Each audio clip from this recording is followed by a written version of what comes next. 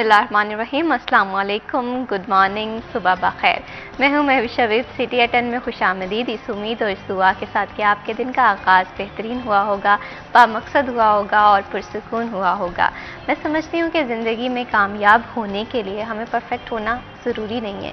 हो सकता है कि हमें बहुत ज़्यादा कमियां हो सकता है हमें बहुत ज़्यादा खामियां हों, लेकिन एक चीज़ जो है वो इंसान को कामयाब बनाती है, वो ये है कि अपनी गलतियों से सीखना और कंसिस्टेंट रहना। अगर हम ये दो चीज़ें अपनी ज़िंदगी में इम्प्लीमेंट कर लेते हैं तो यकीनन हमारी ज़िंदगी भी आसान होगी, हम अपनी गलतियों से भी सीखेंगे और कामयाब भी होंगे। क्योंकि जब हम कामयाबी का सफ़र तय करना शुरू होते हैं तो हम गिरते भी हैं, और गिर कर जो उठता है मैं समझती हूँ कि वही जीत का हकदार होता है। बढ़ाते हैं प्रोग्राम को आगे। अब कुछ बात करते हैं फैसलाबाद के हवाले से, फैसलाबाद की आवाम के हवाले से। फैसलाबाद की आवाम के हवाले से मैं ये समझती हूँ कि यहाँ की जो आवाम है इसे फैसिलिटेशन करना काफ़ी ज़्यादा ज़रूरी है, वो इंसाफ की फराहमी हो। अगर हम चाहते हैं कि इंसाफ जो है वो आसान हो तो हमें हमारे निज़ाम को जदीद करने की ज़रूरत है, बेहतर करने की ज़रूरत है।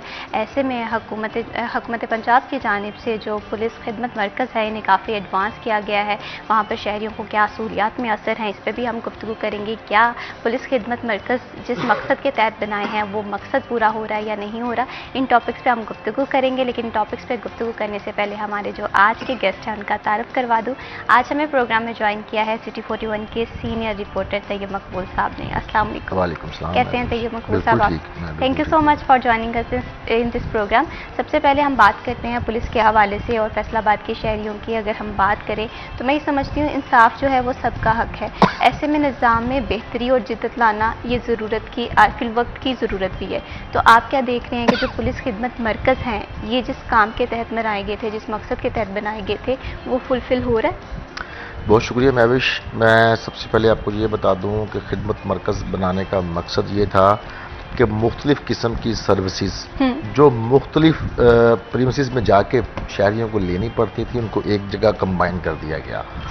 खिदमत मरकज़ में 14 सर्विसेज शहरियों को प्रोवाइड की गई, जिनमें आप करेक्टर सर्टिफिकेट है और उसके अलावा जनरल वेरिफिकेशन है। प्राइवेट जॉब के लिए या सरकारी जॉब के लिए वो वेरिफिकेशन आपकी मांगते हैं कि आप क्रिमिनल रिकॉर्ड होल्डर नहीं है, वो भी यहाँ पे हो जाती है। आपने FIR की कॉपी लेनी है या आपने किसी थाना के लिए दरख्वास्त जमा करवानी है, यहाँ पे करवा दें, मुतलका थाने को पहुँच जाएगी। टेनेंट एक्ट यानी आपने कोई किराएदार रखा है उसकी रजिस्ट्रेशन करवानी है, वो भी यहाँ पे हो जाएगी। आपने घर में मुलाजमा या मुलाजम रखा है उसकी वेरिफिकेशन भी यहाँ से हो जाएगी। कोई बच्चा गुमशुदा है, कोई भी क्राइम रिपोर्ट करवाना है आपने, आप यहाँ पे आके फौरी करवा सकते हैं। पहले खिदमत मरकज़ था, कंजस्टेड था, उसके बाद स्टेट ऑफ द आर्ट का नाम दिया गया कि हम फैसलाबाद में स्टेट ऑफ द आर्ट खिदमत मरकज़ बनाने जा रहे हैं। सही। इवन इतने कॉन्शियस थे इस पे पंजाब पुलिस और IG पंजाब और फैसलाबाद के पुलिस हुकाम कि उन्होंने SSP ऑपरेशंस का जो ऑफिस था वो खाली करवा के उसके ऊपर नया खिदमत मरकज़ तामीर किया। अच्छा, उसका पहले मैं ये बता दूं नुकसान ये हुआ कि SSP ऑपरेशंस के पास अभी तक अपना ऑफिस नहीं है। कभी वो SP एडमिन के ऑफिस में बैठती हैं और कभी वो पुलिस लाइन कॉम्प्लेक्स में बैठती हैं। बनाया गया, इस पे करोड़ों रुपए लगाए गए, बेहतरीन टेक्नोलॉजी, अच्छे कंप्यूटर, अच्छा IT सिस्टम, बड़ी अच्छी इसकी रेनोवेशन की गई। उसी में ही एक बाइक सिखाने के लिए भी सिस्टम ट्रैफिक का बनाया गया। वो बाइक कह लें उसको, उसकी ड्राइविंग एक बार आपको वहाँ पे सिखाने के बाद रोड पे प्रैक्टिकली सिखाई जाती है। ये सारा कुछ किया गया, लेकिन मैं जो देखा जाके वहाँ पे हम कवरेज करते हैं, जाके लोगों से पूछते हैं, ये सिर्फ रेनोवेशन की हद तक रहा। जो इसका जो फ्रूटफुल इसने होना था सिटीजन के लिए वो हो नहीं सका। आपको मैं बिल्कुल एक फ्रेश इसकी एग्जांपल देता हूँ। कल तर्जमान पुलिस के पास बैठे ये बात हुई, एक बंदा है उसको प्राइवेट जॉब मिली है। ठीक है। जहाँ पे जॉब मिली है वो कह रहे कि अपना वेरिफिकेशन सर्टिफिकेट लेकर आए। ईद उल इजहा से 15 दिन पहले का उसने अप्लाई किया हुआ है और कल तक उसका वेरिफिकेशन सर्टिफिकेट नहीं आया था। सही। यहाँ पर जो सबसे बड़ा जुल्म शहरियों के साथ ये हो रहा है कि 2007 से लेके आज तक तमाम डाटा कंप्यूटराइज्ड है। अगर कोई क्रिमिनल है तो उसका रिकॉर्ड भी मौजूद है, किसी के खिलाफ कोई FIR दर्ज है उसका रिकॉर्ड भी 2007 से ऑनलाइन मौजूद है। उसके पीछे आपने देखना हो पिछला रजिस्टर्ड बना हुआ है हर थाने में, आप वहाँ से देख सकते हैं। अगर वेरिफिकेशन के लिए एक सिस्टम 1 मिनट चेक किया जाए, 30 सेकंड लगते हैं, सामने आ जाएगा ये क्रिमिनल है या नहीं है। लेकिन अगर आपको लगता है इसकी एज ज्यादा है, 2007 से पहले भी शायद रिकॉर्ड हो, आपने कॉल करनी है मुतलका पुलिस स्टेशन को जिस इलाके का वो रहायशी है कि भाई फलां इसका ID कार्ड नंबर है, फलां वल्दियत, फलां नाम और एड्रेस, चेक करें क्या ये क्रिमिनल है। आपको होल्ड बता देंगे ये क्रिमिनल नहीं। बिल्कुल। जो काम 10 मिनट का है उस पे 1-1 महीना लगाया जा रहा है। क्या सिर्फ शहरी खिदमत मरकज की बिल्डिंग को देखने के लिए आते हैं कि जी बड़ी अच्छी रेनोवेट की हुई है, बड़ी अच्छी चेयर्स हैं, बड़ा एसी चल रहा है, लोगों को काम चाहिए। बिल्कुल। दूसरा, खिदमत मरकज से के साथ ही अटैच इन्होंने खिदमत मरकज की वेबसाइट लॉन्च की, जिसका मकसद ये था कि शहरी सपोज जुमरा से फैसलाबाद आया, उसने अपना कैरेक्टर सर्टिफिकेट अप्लाई किया, उसके बाद उसका करंट स्टेटस चेक करने के लिए तो किस फेज में है, बिल्कुल, थाना से वापस चला गया, वेरिफिकेशन के बाद नहीं चला गया, वो चेक करने के लिए वेबसाइट लॉन्च की गई। लेकिन आप यकीन करें वेबसाइट बिल्कुल ब्लॉक पड़ी है, सही, वेबसाइट इनएक्टिव पड़ी है। अब जुमरे वाला बंदा 2 दिन वेट के बाद फिर फैसलाबाद ही पता करने के लिए आएगा और उसको आगे सुनने को मिलेगा नहीं 3 दिन बाद आए, बिल्कुल, तो क्या फायदा? फिर आपसे कोई फायदा तो हुआ नहीं। फायदा कोई नहीं हुआ। आप बेशक इसको इतना अच्छा रेनोवेट ना करते, आप इसको स्टेट ऑफ द आर्ट ना इसको कहते जहां पे पहले बना था, या इसको थोड़ा सा अपग्रेड करके एनहांस कर देते कि ज्यादा लोग एक टाइम में अपना सर्विसेज ले सकें, काउंटर ज्यादा कर देते, लेकिन उसका लोगों को फायदा ये होता घर बैठे हर चीज आपको रिसीव होती। अब देखें पुलिस डिपार्टमेंट जिस तरह लाइसेंस के पैसे ले रहा है, लाइसेंस लोगों के घरों में पहुंचाने के लिए, वो अलग बात है, अलग टॉपिक है, घरों में पहुंच नहीं रहे, लेकिन 180 रुपीज ले रहे हैं। इस तरह अगर आप इसके भी पोस्टल सर्विसेज के साथ आप कॉन्टेक्ट करें, वो भी सरकारी डिपार्टमेंट है, चंद थोड़े से पैसे लेके उनके घरों में सर्टिफिकेट क्यों नहीं पहुंचता, उनको सर्टिफिकेट लेने के लिए दूर दराज से क्यों आना पड़ता है, एक बात। दूसरी सबसे अहम पॉइंट यहाँ पे ये है कि खिदमत मरकज से पहले हर पुलिस स्टेशन में और उनके जो फ्रंट डेस्क हैं वहाँ पे हर शहरी को सहूलत दी गई कि आप लर्निंग लाइसेंस जब मर्जी यहाँ से बनवा सकते हैं, कैरेक्टर सर्टिफिकेट यहाँ से बनवा सकते हैं। मैंने एग्जाम्पल के लिए चेक करने के लिए, टेस्ट लगाने के लिए खुद मैं गया हूँ थाना सरगोदर पुलिस स्टेशन, उसको नहीं पता मैं कौन, मैंने कहा मैंने लर्निंग लाइसेंस बनाना है, कहता उसकी एक्सेस नहीं है। मैंने कहा भाई है, IG पंजाब का हुक्म है, लोग बनाते रहे, वो अभी जी वो हमारा वो हमें लॉगर नहीं मिला, इस तरह की उसने बात की। मैंने कहा छोड़ दे इसको, आप ये बताएं मैंने कैरेक्टर सर्टिफिकेट बनवाना है, कहता है मैं चेक करता हूँ, कितनी देर लगा रहा, कहता है जी वो OTP नहीं आ रहा। मैंने कहा भाई ये तो शाम तक नहीं आएगा, कहता वेट करें। मैं 1 घंटे बाद फिर गया, मैंने कहा हाँ जी, फिर कहता दोबारा नहीं जी ऐसा करें शाम को आ जाए, नहीं हो रहा। तो लोगों को आप सहूलियत देने की बजाय आप लोगों को ये ख्वारी बढ़ाई जा रही है लोगों की। आपने बड़ी तशहीर की अपने सोशल मीडिया पेज पे, हमारे से करवाई, इलेक्ट्रॉनिक मीडिया पे, प्रिंट मीडिया पे की कि जनाब हम लोगों को घर बैठे एक्सेस दे रहे हैं, ऑनलाइन सिस्टम कर दिया गया। यहां तक इन्होंने कहा पुलिस डिपार्टमेंट ने कि अगर रहीम यार खान से कोई बंदा गुजर रहा है, सही, उसके साथ कोई वहां पे ऑफेंस हो गया है, सही, लेकिन वो वहां रुक नहीं सकता, फैसलाबाद आ गया है, ठीक है, यहां पे एप्लीकेशन लिख के अपने किसी भी फैसलाबाद के थाने में सबमिट करवाए, वो एंटरटेन होने के लिए रहीम यार खां पहुंच जाएगी। यहां तक लोगों को कहा गया भाई जो यहां पे लोगों ने चीजें अप्लाई की हैं उसको एंटरटेन टाइम से कर नहीं रहे, तो कैसे पॉसिबल है कि आप रहीम यार खां की एप्लीकेशन यहां पे शहरी को एंटरटेन कर देंगे। मतलब इन्होंने खिदमत मरकज के लिए एप्स बनाई, 3-4 पुलिस की एप्स हैं, उसके अंदर भी खिदमत मरकज का सिस्टम मौजूद है, अब वहां से भी ट्रैक नहीं कर सकते। इन्होंने कहा जी कि हमारी एप्स हमने ऑनलाइन दी हैं, टेनेट एक्ट वहां पर रजिस्टर्ड करवाएं, आप एक मुआदा लिखें कि ये किराएदार है, ये मालिक है, उसके बाद उसको रजिस्टर्ड कर लें खिदमत मरकज में, सॉरी ऐप में आप रजिस्टर्ड कर लें खिदमत मरकज की ऐप में। अभी कल ही एक बंदे को पकड़ के ले गए, वो कुछ जानने वाले ने कॉल की, मैंने कॉल मुतलका थाने की, भाई बंदा क्यों पकड़ा, कहते हैं जी इनके पास वो नहीं है। मैंने कहा इनके पास है, मेरे पास भी इनका है, कहते नहीं जी वो ना रजिस्टर्ड नहीं है। उन्होंने स्क्रीनशॉट भेजा कि ये देखें हमने ऑनलाइन रजिस्टर किया, वो 6 दिन हो गए अपडेट नहीं हुआ। ये सिस्टम चल रहा है यहाँ पे, ये सारी चीजें आपके टिप्स में आप चेक करके खुद ट्रायल करके देख लें कि क्या चल रहा है। सिर्फ ये लोगों को ये कह रहे हैं जी कि हमने ऑनलाइन कर दिया, उसके नाम पे बड़े अच्छे फंड्स इनको मिले हैं, नो डाउट कि खिदमत मरकज की बिल्डिंग इन्होंने वाकई स्टेट ऑफ द आर्ट बनाई है, लेकिन लोग बिल्डिंग देखने नहीं आते, लोग अपना काम करवाने आते हैं। जितने रूटीन में खिदमत मरकज के आप कैरेक्टर सर्टिफिकेट लें तो आपको 72 आवर्स का टाइम दिया जाता है, इससे बड़ा जुल्म नहीं हो सकता। जिससे मैंने आपको बताया कि 2007 तक तो आप ऑनलाइन चेक कर लें बंदा क्रिमिनल है कि नहीं, उससे पीछे आपने एक कॉल करनी है पुलिस स्टेशन पे, सिंपल और एक मजे की बात, ये चीजें इनके पास होने के बावजूद उन्होंने ये सिस्टम बनाया जी कि हमारा सिक्योरिटी ब्रांच का एक अमला है कांस्टेबल, वो मुतलका बंदे के मोहल्ले में गली में जाएगा, वहां से वेरिफिकेशन करेगा। ठीक है। वेरिफिकेशन आज तक नहीं हुई। और मजे की बात, 522 रुपए चार्ज किए जा रहे हैं फी शहरी करैक्टर सर्टिफिकेट के लिए, सही। जिनमें से 22 रुपए तो शायद उस एप्लीकेशन के हैं, 300 इनका पुलिस का है, 200 उस कांस्टेबल का जो मोहल्ले में जाके पता करेगा। आज तक किसी ने पता नहीं किया। पता करने की जरूरत क्या है आपको? आपके पास ऑनलाइन सिस्टम भी मौजूद है और आपके पास मैनुअल सिस्टम भी मौजूद है। अगर आप फिर भी समझते हैं कि ऑनलाइन सिस्टम के बावजूद और मैनुअल सिस्टम के बावजूद शायद वो क्रिमिनल हो, तो ये फिर आपका इंटेलिजेंस फेलियर है। बिल्कुल ऐसे ही है कि आपको नहीं पता है कि बंदा क्रिमिनल क्राइम कर रहा है, आप मोहल्ले में जाके पूछते हैं, मोहल्ले में से अगर वो क्रिमिनल है उसके खिलाफ तो बताएगा। बिल्कुल भी अगर नहीं। किसी ने बताना होता तो बड़ी देर पहले आपको बताता। आप सिर्फ उस 200 रुपये चार्ज करने के चक्कर में ये एक ड्रामा सा क्रिएट किया, जाता भी कोई नहीं है पता करने, उसकी जरूरत है भी नहीं।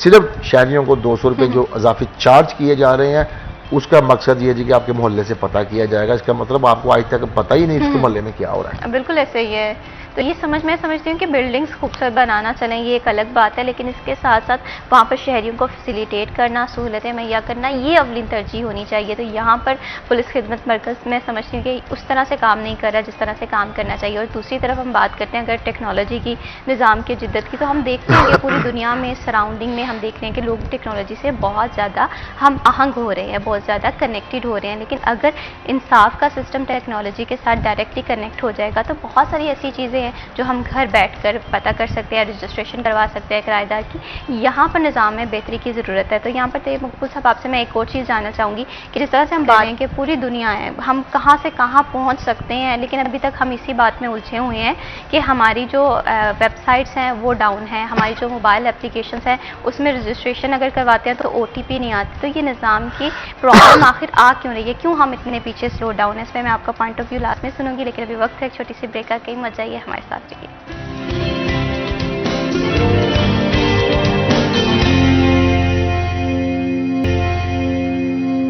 सिटी एट 10 में वंस अगेन खुश आमदीद। जितना ज़्यादा निज़ाम जो है वो जदीद होगा, जितना ज़्यादा हम टेक्नोलॉजी से आमांग होंगे, मैं समझती हूँ कि उतना ज़्यादा जो है वो किसी भी मुल्क के शहरी, किसी भी शहर के जो शहरी है उन्हें फैसिलिटेट किया जाएगा। पुलिस खिदमत मरकज़ पे गुफ्तगू हो रही थी जहाँ पर हमें ये इशू देखने में आया है कि जो पुलिस की ऐप्स हैं या वेबसाइट्स हैं पुलिस खिदमत मरकज़ की, वो उस तरह से काम नहीं कर रही। क्या वर्कलोड की वजह से ये सिस्टम डाउन हो गया है? इस पर पुलिस खिदमत मरकज़ का क्या पॉइंट ऑफ व्यू है, ये भी मैं तैयब मकबूल साहब आपसे जानूँगी। और दूसरा मेरा सवाल ये है कि हम आज भी टेक्नोलॉजी से बहुत पीछे हैं। अगर इंसाफ के निज़ाम को हमने बेहतर और सादा बनाना है तो ऐसे में हमें टेक्नोलॉजी से आमांग होना पड़ेगा। हमारी वेबसाइट डाउन नहीं होनी चाहिए, हमारी जो मोबाइल एप्लीकेशंस हैं वो इजी टू यूज़ होनी चाहिए। लेकिन यहाँ पर हम देख रहे हैं कि बहुत बड़ा गैप आ रहा है। इस इशू को पुलिस खिदमत मरकज़ किस तरह से देख रही है? क्या उसने इस इशू को रिजॉल्व करने के लिए कोई इनिशिएटिव लिए? मैम 2016 में आई थिंक ये इन्होंने कहा कि जो मुहर्रान है मैनुअल हर चीज़ का डाटा सेव करते हैं। ठीक है। मुख्तलिफ रजिस्टर्ड बने हैं, 1 number, 2 number, 6 number, 7 number, 20, 25 number, उसमें मुख्तलिफ कैटेगरियाँ दर्ज हैं। क्रिमिनल रिकॉर्ड किसी का दर्ज है, थाने में क्या सामान पड़ा वो दर्ज है। अच्छा, इन्होंने कहा कि जी दुनिया चांद पे पहुंच गई, हम अभी बहुत पीछे हैं, अभी हम FIR भी मैनुअल ही लिख रहे हैं। और FIR लिखते वक्त इतना उस बेचारे को कंसंट्रेट करना पड़ता है कि उसमें एक लाइन भी गलत हो गई है, क्योंकि वो सरकारी रिकॉर्ड है। बिल्कुल। अगर आप उसको रिमूव करने की कोशिश करेंगे वो जिस तरह का पेज अब फट जाएगा। इतना मतलब उसको एक्टिव होना पड़ता था और केयरफुल होना पड़ता था। उन्होंने कहा ये चीज़ें ख़त्म करें और मुहर्रान को पब्लिक डीलिंग से मना करें। सही। उनका सिर्फ काम हो थाने की मेंटेनेंस, थाने का सिस्टम देखे, नफरी पूरी करे। इन्होंने फ्रंट डेस्क जब बनाएंगे, अरबों रुपया लगा उस पर। सही। हर थाने में फ्रंट डेस्क बनाया गया, फ्रंट डेस्क का अमला बराह रास्त भर्ती किया गया, जिसमें मिनिमम जो थी वो इनकी ICS कंप्यूटर में था, आई थिंक ICS, ठीक है ना, वो इन्होंने रखा कंप्यूटर साइंस का। और उसके साथ इन्होंने कहा कि हम उनको AC भी देंगे, हम उनको ठंडे पानी की मशीन भी देंगे, हम उनको बेहतरीन सिस्टम देंगे। दिया इन्होंने। उसके बाद वो जो बच्चे आए थे उन्होंने ऑनलाइन सिस्टम दर्ज करना शुरू कर दिया, FIR भी ऑनलाइन शुरू हो गई। जितनी भी तफ्तीश के अंदर जो एक ज़िमनी लिखते हैं कि आज ये हुआ, आज वो हुआ, फलां गुनाहगार बेगुनाह, वो भी उन्होंने वहाँ पे दर्ज करना शुरू कर दिया। उसके बाद जितने भी क्रिमिनल जिन्होंने पकड़ने उसका डाटा फौरी उसमें दर्ज करवाना। ठीक है। और साथ ही इनके एक है CRO, crime record office. Criminal को छोटा है या बड़ा है, उसको पुलिस जब कोर्ट ने कहा इसको जेल भिजवाएं, जेल छोड़ने से पहले CRO क्राइम रिकॉर्ड ऑफिस में लेके जाना, वहां पे उसके फिंगरप्रिंट लेने, आई प्रिंट लेने, उसके बाद उसको छोड़ के आना। डाटा होता गया जमा होता गया। अब इनके पास 2007 तक का मुकम्मल डाटा मौजूद है। 7 से लेकर आज तक किसी ने क्राइम किया तो फौरी तौर पे आपको ऑनलाइन चेक कर सकते हैं ये बंदा क्रिमिनल है कि नहीं। उसके बावजूद घर बैठे जो काम होने वाला है उसके लिए लोगों को खिदमत मरकज में क्यों जाना पड़े। आपने वेबसाइट दी है, आपने एप्लीकेशंस दी हैं, वहां पे सिंपल मैंने अपना करैक्टर सर्टिफिकेट अप्लाई किया, आपने उसी पे सिस्टम ने चेक करना, चेक करे सिस्टम ऑनलाइन जो मौजूद है। और उसके अलावा मुतलका पुलिस डिपार्टमेंट पुलिस थाने से सिर्फ एक कॉल पे चेक हो जाएगा कि क्या 2007 से पहले इसका रिकॉर्ड तो मौजूद नहीं। जो 2007 से पहले का रिकॉर्ड है वो मैं आपको बता दूं कि पूरे पंजाब में कहीं भी आपके खिलाफ मुकदमा दर्ज होगा उसकी FIR आपके मुतलका पुलिस स्टेशन को जरूर आएगी। उन्होंने फौरी दर्ज कर लेनी है कि फलां के ABC के खिलाफ लाहौर में ये मुकदमा दर्ज हुआ था, तो मैनुअल कार्ड बता देगा। अब सिस्टम सेंट्रलाइज है। अब किसी का एक बार दर्ज हो गया कि इसके खिलाफ सपोज तेज रफ्तारी का मुकदमा दर्ज है, पूरे पंजाब में बैठ कर देखा जा सकता है कि फलां के खिलाफ मुकदमा दर्ज कहाँ पे हुआ है। तो ये टिप्स पे चीजें मौजूद हैं, उसके बावजूद लोगों को वहां पे क्यों जाना पड़ता है, बिल्कुल वहां पे वेट करना पड़ता है। 522 के 23 रुपए वो देने पड़ते हैं, उसके बाद बार बार जाके पूछना पड़ता है कि कब आएगा, 3 दिन क्यों लगते हैं। ये ऑनलाइन चीजें हैं। ये तो आप देखें एक दिन में मैंने आज अप्लाई किया, शाम तक हर चीज वेरीफाई करके पुलिस का काम है उसको कोरियर करवा दे, अगले दिन घर में पहुंच जाए। बिल्कुल ऐसे। और इसके एवज आप जहां पे 523 ले रहे हैं लोग आपको 1000 भी देने को तैयार हैं कि मुझे घर बैठे चीजें मिल रही हैं। इसी तरह लर्निंग लाइसेंस ऑनलाइन बन रहा है। मैं समझता हूँ इनका सिस्टम कुछ अच्छा है, ऑनलाइन वाकई बन रहा है। अगर कहीं पे कोई इशू बन भी जाए इनके सिस्टम में, ऑनलाइन सिस्टम इनके ट्रैफिक वालों का बेहतर है। अब रुकावट कहाँ पे है, इन्होंने जितनी भी टेक्नोलॉजी हमारी है, जिस हर डिपार्टमेंट में जो भी जिद्दत आई है, इनोवेशन आई है IT के हवाले से, वो जो भी तैयार की गई वेबसाइट है, सारा सिस्टम है वो तैयार किया गया पंजाब इंफॉर्मेशन टेक्नोलॉजी बोर्ड, वो भी सरकारी इदारा है। अच्छा, वो बनाते गए, उसके बाद इनको एक्सेस देते गए कि आप इसको जी अपडेट करें, सारा कुछ करें। अब पुलिस के पास वही एक इनका रवायती जवाब है कि हमारे पास नफरी कमी है, हमारे पास रिसोर्सेज की कमी है, ना इस वेबसाइट अपडेट की। अगर आपको लगता है कि आप अपडेट नहीं कर सकते, आपको वहाँ पे कहना पड़ेगा, आप वहाँ पे उनको लेटर लिखें, आप उनको मेल करें, उनसे कॉन्टैक्ट करें। ये भी आराम से बैठे हैं कि अगर हमारी खिदमत मरकज की वेबसाइट डैमेज है तो कोई बात नहीं, खैर है, लोग यहाँ पे आगे ख्वार हो तो रहे हैं। लोगों को फैसिलिटेट करने के नाम पे देखें फंड्स भी लिए जाते हैं, अच्छी बिल्डिंग भी बनाई जाती है, लेकिन मैं कह रहा हूँ कि जो लोगों को रिक्वायरमेंट है वो क्यों नहीं हो रही। बिल्कुल। दुनिया आप देखें, आप यहाँ पे बैठ के आप गूगल सर्च करें, पूरी दुनिया में से कोई चीज आपने देखनी है पूछने, गूगल आपको बताएगा। ऐसे ही है। तो आप एक इतना छोटा सा पंजाब है, या आप उसको भी छोड़ दें, मैं कह रहा हूँ फैसलाबाद है, कहाँ पे दुनिया, आप उसको ही सिस्टम को अपडेट नहीं कर सकते। फैसलाबाद के कोई 8-9 मिलियन लोगों को ख्वार होना पड़ रहा है, कभी थाने में कभी कहीं, तो आपने क्या जिद्दत दी है। अच्छा, अगर आप वाकई जिद्दत देंगे, आपका सिस्टम अपडेट होगा, लोगों को टाइम भी बचेगा। बिल्कुल ऐसे। अच्छा, लोग आप पे ट्रस्ट भी करेंगे कि भाई आप हमारी पंजाब पुलिस की ऐप पे जाएं, आपको चीज अप्लाई करें, विद इन 24 आवर आप घर पहुंच जाएगी। बिल्कुल ऐसे ही है। और अब लोग क्या कहते हैं, अब यकीन करें, सिस्टम ऑनलाइन होने के बावजूद, इतना अच्छा खिदमत मरकज, ऐप्स मौजूद, वेबसाइट मौजूद होने के बावजूद लोग कॉल करते हैं कि सर वो खिदमत मरकज में जाके ना करैक्टर सर्टिफिकेट बनाना है, कोई सिफारिश है कि जल्दी हो जाए, लाइन ना लगनी। भाई क्या फायदा आपको इतनी टेक्नोलॉजी का कि फिर भी लोगों को लाइन में लग के जलील होना पड़ा। सही। यहाँ पर ना तैयब मकबूल साहब आपने एक बहुत ही अच्छी बात की है, या मैं समझती हूँ कि ये हमारे निज़ाम का अलमी है। जिस तरह से आपने कहा पुलिस में कहीं पर काम होता है, कहीं पर ट्रैफिक वार्डन्स के साथ काम होता है, कहीं पर भी सरकारी दफातर में काम होता है, तो लोग सिफारिशें ढूंढते हैं। इस चीज़ को आप किस तरह से देखते हैं? क्या पुलिस खिदमत मरकज़ बनने के बाद इस इशू को, अभी तो आपने खुद ही बता दिया कि अभी भी लोग ये चीज़ कर रहे हैं, तो पुलिस खिदमत का मरकज़ जो है इसका पर्पज़ ही ये है कि लोगों को फैसिलिटेट किया जाए, फिर भी लोग सिफारिशें ढूंढ रहे हैं, आप इसे किस तरह से देख रहे हैं? नविश देखें, वहाँ पे तकरीबन 10 के राउंड काउंटर लगे हैं, अब 10 काउंटर लगे हैं और सुबह 8 से लेकर रात 10 बजे तक शायद की टाइमिंग है। अच्छा, मैं तो कह रहा हूँ कि उस टाइमिंग को 24/7 होना चाहिए। ठीक है। 8-8 घंटे की शिफ्टों में लोग हैं, जिस तरह एक वक्त में नादरा का था कि 24/7। अब शनाख्ती कार्ड चुके लोगों के बहुत बन गए हैं, अब वो ना भी हो तो कोई इशू नहीं। लेकिन जिस तरह आपको पता है हमारे जो हालात हैं मुल्क के, हर शहरी आउट ऑफ कंट्री जाना चाह रहा है। बिल्कुल ऐसे ही है। फिर हर बंदे को है कि मैंने चेक करूं, पहले अपना ऑनलाइन चेक कर लूं, मेरे क्रिमिनल कार्ड कोई FIR है तो नहीं मेरे पे, कोई शायद मुझे पता ना हो, मैंने आउट ऑफ कंट्री सफ़र करना है तो वो चेक हो। उसके बाद हर बंदे को आप लोगों ने रिच किया हुआ कि लाइसेंस बनाएं। लाइसेंस बनाने के लिए अगर वो जाता है ट्रैफिक ऑफिस, वहाँ पे बहुत रश है, उसकी कोशिश होती है कि मैं खिदमत मरकज में जाऊँ और लर्निंग लाइसेंस अप्लाई करूँ, मुझे फौरी प्रिंट निकाल दें। बिल्कुल ऐसे ही। अच्छा, प्रिंट वो फौरी निकल आएगा, लेकिन वो फौरी प्रिंट लेने के लिए आपको 2 घंटे बैठना पड़ेगा। उसकी वजह कि वहाँ पे लोगों का रश बहुत ज्यादा है, उस पर बहुत ज्यादा बर्डन है खिदमत मरकज पे। बर्डन क्यों है? जो शुरू से हम बात प्रोग्राम में करते आ रहे हैं कि आपका ऑनलाइन सिस्टम एक्टिव नहीं वीक है। बिल्कुल वो बहुत वीक है। अगर वो ना हो, वो वीक ना हो, वो बिल्कुल एक्टिव हो, तो आप देखें आप लोग आएंगे ही नहीं इधर। आप फर्क बैठे हुआ आपका अमला, लोग ऑनलाइन सिस्टम कर लेंगे। दूसरी बात, एक हमारा कल्चर बन चुका है सिफारिश का। बिल्कुल। कई बार ऐसा हुआ, हमें कॉल आई कि जी हमारा फलां काम है, बड़ा जायज़ काम है। अच्छा, मैंने कॉल भी कर दी मुतल्लिका ऑफिसर को, उसे कह दिया कि जाओ काम हो जाएगा।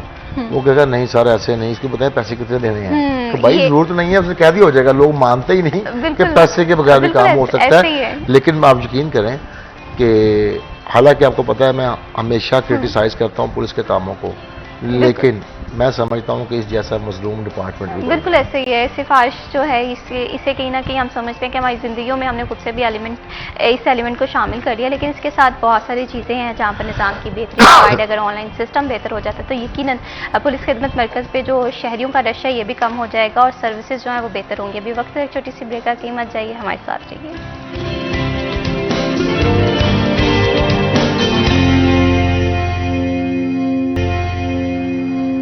सिटी एट 10 में वंस अगेन खुश आमदीद। अब बात करते हैं कुछ सोशल वेलफेयर के हवाले से भी। मैं समझती हूँ कि सोशल वेलफेयर के साथ बहुत सारी ज़िंदगियाँ कनेक्टेड होती हैं।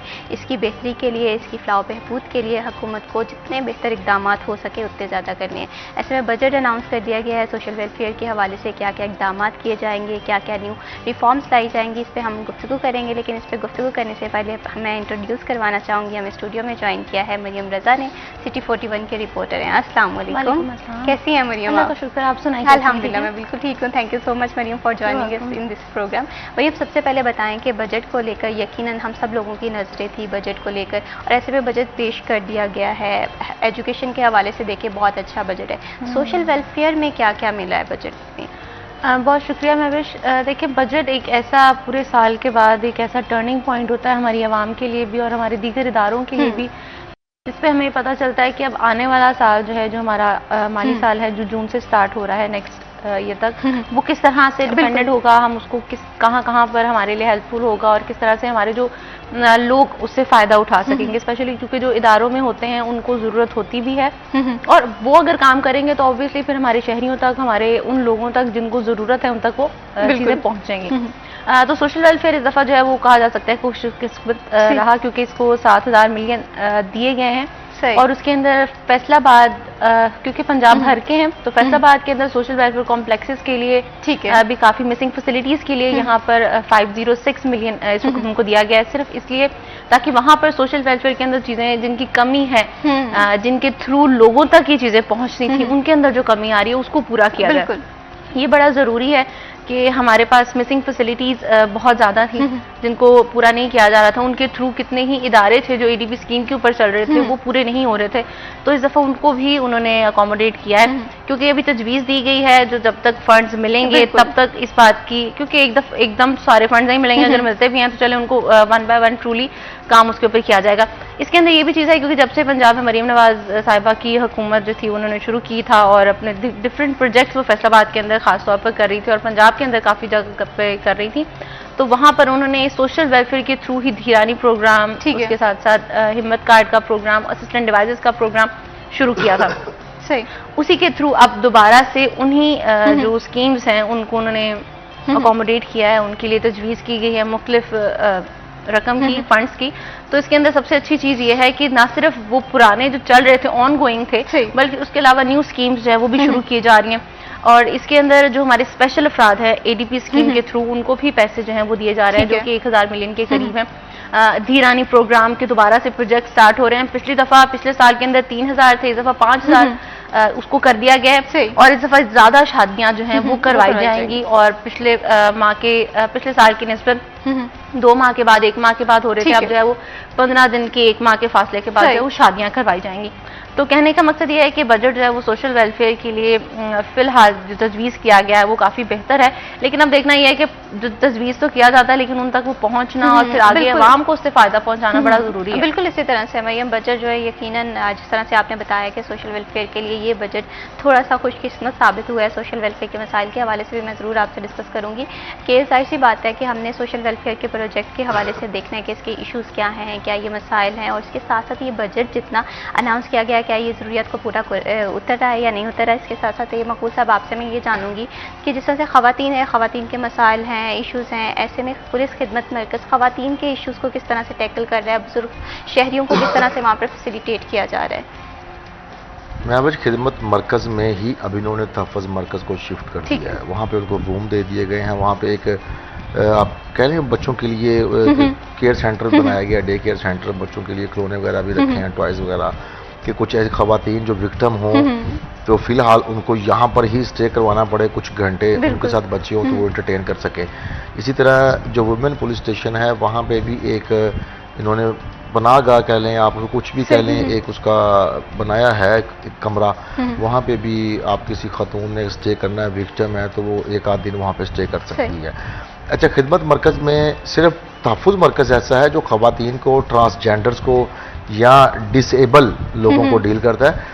अदरवाइज जो खिदमत मरकज़ है उसका मकसद सिर्फ इनको सर्विसेज देना है, जो फौरी वाली सर्विसेज हैं, क्विक सर्विसेज हैं। किसी ने अपने गुमशुदगी दर्ज करवानी, मेरा ID कार्ड गुम गया है, वो फौरी आपको रबड़ वहाँ से मिल जाएगी। इस तरह की चीज़ों के लिए है।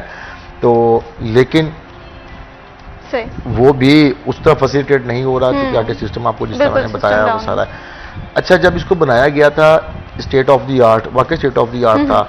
एक बड़ी खूबसूरत किस्म की आबशार वहाँ पे बनाई गई थी, और आप यकीन करें, नया जब ये बना है, लोग वहाँ पे गाड़ियाँ रोक के सेल्फियाँ लिया करते थे कि यार फैसलाबाद में इसके अंदर अच्छा इसको बना रहे। अब वो आबशार भी खराब पड़ी है। जहाँ पे वो आबशार गिरने वाली होती है उस पे मैं एक दिन गया हूँ, आप यकीन करें, वहाँ पे मच्छर ही मच्छर डेंगू ही था। मैं तो बड़ा परेशान हुआ कि ये हो क्या रहा है। मतलब सिस्टम यहाँ पे चीज़ें बन जाती हैं, लेकिन उसके बाद उनको मेंटेन रखने के लिए कोई SOP नहीं है, कोई स्ट्रक्चर नहीं है। ये कॉमन प्रैक्टिस है हमारे तमाम डिपार्टमेंट्स की, जिसकी मैं मिसाल दूंगा। ट्रैफिक वार्डन्स 2006 में भर्ती हुए, 7 में वो आ गए सर्विस में, और उसके बाद उनका प्रमोशन का सिस्टम ही नहीं था। तमाम एक ही रैंक में भर्ती हुए, स्केल 14 में। अब उसके बाद जब 8-10 साल गुजरे, वार्डन ने शोर करना शुरू कर दिया कि प्रमोशन दें। बिल्कुल। तो इन्होंने साथ जोड़ लिए कि सबको एक साथ प्रमोशन देंगे, ये क्या बनेगा। तो एक ही स्केल में सबकी प्रमोशन बनती नहीं, ना उतने फंड्स होंगे, ना इतनी सीटें होंगी। फिर कमेटियां बनी, और देखें दुनिया में कहीं आपको ऐसा नजर नहीं आएगा। ट्रैफिक वार्डन्स की प्रमोशन का क्राइटेरिया ये रखा गया कि जिसकी एज बड़ी है उसको प्रमोशन पहले दे दें, जिसकी एज छोटी है उसकी प्रमोशन उसके हिसाब से होती जाएगी। अब यहाँ पे ऐसे वार्डन्स भी हैं जो 14 से 16 में गए, अब 16 से 17 में आ गए हैं। ठीक है। और ऐसे वार्डन्स भी हैं जो अभी तक 14 में ही मौजूद है। इकट्ठे भर्ती होके, बैचमेट्स होके, इनका कितने सालों का गैप आ गया। सिर्फ क्यों, उनकी ये छोटी थी, वो जल्दी पढ़ के जल्दी उन्होंने रिक्रूट हो गए, इधर वार्डन बन गए ट्रैफिक पुलिस में। मतलब कैसा अजीब सिस्टम है। पूरी दुनिया में कहीं नहीं आप देखेंगे। कारकर्दगी के हिसाब से होता है, या उनका सीटों के हिसाब से होता है, लेकिन यहाँ पे उम्र के हिसाब से है। अब यहाँ पे ऐसे वार्डन्स भी हैं, कुछ वो हैं जो ग्रेड स्केल 14 में हैं, उन्होंने कोर्स किया हुआ है, अब इंतजार में कब हमें 16 मिले। 16 वाले फिर कोर्स करने वाले भी मौजूद हैं जो 17 में जाएंगे। लेकिन कुछ ऐसे वार्डन्स भी हैं जिन्होंने अभी 16 का कोर्स नहीं किया, वो पहले कोर्स करेंगे, उसके कई साल बाद उनकी बारी आएगी 16 में जाने की, 16 में वेट करेंगे, उसके बाद फिर दोबारा वो 17 के लिए कोर्स करेंगे। उसके बाद 17 में जाएंगे, बल्कि मुझे लगता है कुछ वार्डन बेचारे इसी तरह रिटायर भी हो जाएंगे। बिल्कुल ऐसे ही है। तो इतना बड़ा जुल्म आप लोगों ने, और सबसे पढ़ी लिखी फोर्स अगर कोई है पाकिस्तान में तो वार्डन हैं। इनकी मिनिमम ग्रेजुएशन रखी गई थी। और मैं ट्रैफिक वार्डन फैसलाबाद के ऐसा डिपार्टमेंट है जिसमें 4 के 5 PhD मौजूद हैं। सही। उन्होंने PhD की हुई है, और MPhil तो पता ही नहीं कितने हैं, LLB, डबल मास्टर, ये बहुत पढ़े लिखे लोग हैं, लेकिन बेचारे रोड पे खड़े होकर ट्रैफिक भी कंट्रोल कर रहे होते हैं और लोगों का एग्रेशन भी वो बर्दाश्त कर रहे होते हैं। और उसके बाद फिर उनको वीडियो बन जाए इनके एग्रेशन की, फिर हम चला भी रहे होते हैं कि वार्डन बड़ी ज्यादा कर रहा है। बिल्कुल ऐसे ही है। सुबह से लेकर शाम तक धूप में खड़े होना, आप उनको जितने मर्जी कैबन बना दें वो भी धूप में उसी तरह नहाते हैं। आप उनको जितना मर्जी ठंडा पानी पिला दें, जब एक टांग पे खड़े होकर आपने सारा दिन धूप में ड्यूटी करनी है, मैं कहता हूँ उनकी हिम्मत है। बिल्कुल ऐसे ही है। तो आपने उनका सर्विस स्ट्रक्चर क्या बना दिया। अब होता क्या है, एक के साथ भर्ती हुए बैचमेट इकट्ठे, अब जब जाके 14 वाले को 17 वाले को सलूट करना पड़ता है, वो दिल में गालियां देता होगा, यार ये नल्ला बंदा था, ये मुझसे कोर्स में पीछे है, ये मुझसे रिक्रूट कोर्स में पीछे है। तो लेकिन सिर्फ क्या इसकी एज बड़ी थी, अब मैं जल्दी पड़ गया, जल्दी भर्ती हो गया, मेरा ये गुनाह है। तो इस तरह के बड़ा ही उनमें परेशानी पाई जा रही है ट्रैफिक वार्डन्स में। इसी तरह इन्होंने पेट्रोलिंग पुलिस बनाई, बराह रास्त कांस्टेबल 2005 में भर्ती कर लिए। वो फोर्स बहुत अच्छी है। क्यों? आपने माजी में, आप दोनों तो छोटी एज की हैं, हम देखते रहे हैं कि माजी में बारात की बस जानी, जैसे ही बाईपास से बाहर निकलनी लूट लेनी, डेली बसें लूटते थे। अब ये हाईवे बनने के बाद अब कभी कभी हम सुनते हैं, कभी 6 माह में एक आध कभी ऐसा वाकया हो जाता है। इनका वो प्रॉपर गश्त जो ये राउंड द क्लॉक गश्त करते हैं और वो करते हैं सर्कल में, बाईपास से सारा इनका वो एरिया, तो कर दिए सारे कांस्टेबल भर्ती कर दिए। अब कहते हैं कि सारे इनको ही हमने प्रमोट करके हेड कांस्टेबल कर दिया, नीचे फिर क्या बनेगा? बिल्कुल ऐसे फिर देखा क्या बने जी, फिर ऐसा करें जी आप डिस्ट्रिक्ट पुलिस से लोग ले लें। ठीक है। डिस्ट्रिक्ट पुलिस से लोग डेपुटेशन पे 2-2 साल के लिए head constable, ASI, sub inspector वहां भेजने शुरू कर दिए। ठीक है। उसके बाद कुछ हेड कांस्टेबल किए, उसके बाद जी ऐसे घुमाते रहे। 2005 के बाद, अब से को 2 साल पहले, इतने सालों बाद दोबारा इनकी भर्ती शुरू हुई। तमाम सिस्टम कहाँ से पूरा करते थे? डिस्ट्रिक्ट पुलिस से। उनके पास स्ट्रेंथ पहले ही कम है, वहां से उठा के अपने वहां भिजवा दी, ये वहां जाना चाहते नहीं थे। इसी तरह से निज़ाम अगर हम देखें तो मैं समझती हूँ कि इसमें देखने को बहुत छोटे छोटे से मसले हैं, लेकिन ये मसले पूरे निज़ाम को ख़राब कर रहे हैं, ये पूरे स्ट्रक्चर को मुतासिर कर रहे हैं। वो वार्डन्स हों, वो पुलिस का हो, जाहिर सी बात है डिपार्टमेंट में इशूज़ आते हैं, लेकिन उन इशूज़ को रिजॉल्व करने के लिए कम्प्रीहेंसिव प्लानिंग बहुत ज़्यादा ज़रूरी है। अभी वक्त है एक छोटी सी ब्रेक का, कहीं मत जाइए, हमारे साथ थे।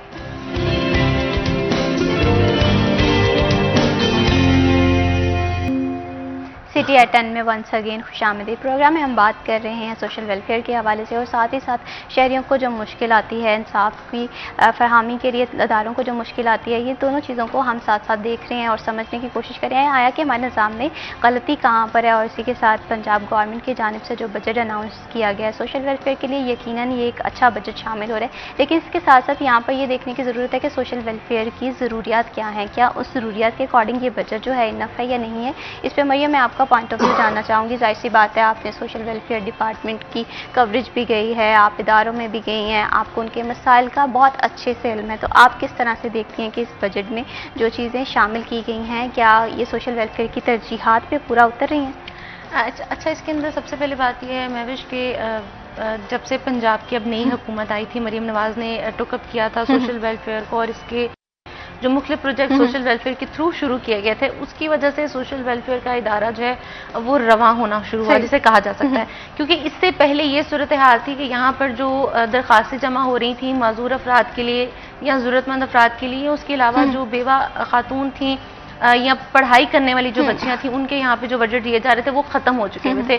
सिर्फ लोग आते थे, चक्कर लगाते थे और लगा के वापस चले जाते थे, बराए नाम का इदारा रह चुका था। लेकिन अब ये सूरत हाल यहाँ पे है कि आए रोज़ यहाँ पे नए प्रोजेक्ट शुरू किए जा रहे हैं। इस बजट ने भी सोशल वेलफेयर को कहा जा सकता है कि रुकी हुई गाड़ी को एक धक्के वाली बात है कि वो धक्का जो उसको मिला है कि ताकि वो मजीद अब चल सके, वो चलती हुई हमें दिखाई देगी। इसके साथ इस बजट के अंदर खवातीन की डिजिटलाइजेशन के लिए जो है काम किया गया है, जो कि सनतजार यहाँ पे इदारा है सोशल वेलफेयर का ही है, वहाँ पर भी खवातीन को मुख्तलिफ हुनर सिखाए जाते हैं। उसके अंदर भी खवातीन को अब इस बजट से फ़ायदा हासिल होगा जो कि 80 मिलियन का है। उससे ये होगा कि चलो एटलीस्ट उनके लिए आसानी हो सकेगी, खवातीन हुनर सीख सकेंगे। क्योंकि हमारे यहाँ सिर्फ यही होता है कि पढ़ाई की, उसके बाद बस ठीक है अब इसकी शादी कर दो ताकि अब आगे बिल्कुल अपने घर ऐसे ही है, जो है वो चला सके। लेकिन ऑन द अदर हैंड हमें ये भी देखना चाहिए कि अगर उसको हम दूसरे घर भेज रहे हैं तो उसके हाथ में कोई हुनर दे के भेजें। अब हुनर किसी किस्म का भी हो सकता है। अब जितनी भी आजकल हम बात करें कि जो ऑनलाइन चीजें हैं वो घर में बैठकर होती हैं। अगर आप डिजिटली या कोई भी फ्रीलांसिंग की, ग्राफिक डिजाइनिंग की दीगर क्लासेस ले लेते हो तो मेरा ख्याल से कि खवातीन घर बैठकर बहुत अच्छा अर्न कर सकती हैं। हमारे यहाँ थोड़ा सा ये प्रॉब्लम होता है कि खवातीन बाहर जाएंगी तो ऑब्वियसली जिस तरह का हमारा माशरा है उसके अंदर चीज़ों को एडजस्ट करना, या मे बी ऐसे भी होता है कि खवातीन खुद एडजस्ट नहीं कर पा रही होती उस माशरे के अंदर। तो उससे बेहतर ये है कि आपने बाहर जाके अपने आप को जो टॉर्चर करना है उससे बेहतर आप घर बैठ के सीखें। और घर बैठ के सीख कर काम करने से आपकी ज़िंदगी बेहतर भी होगी।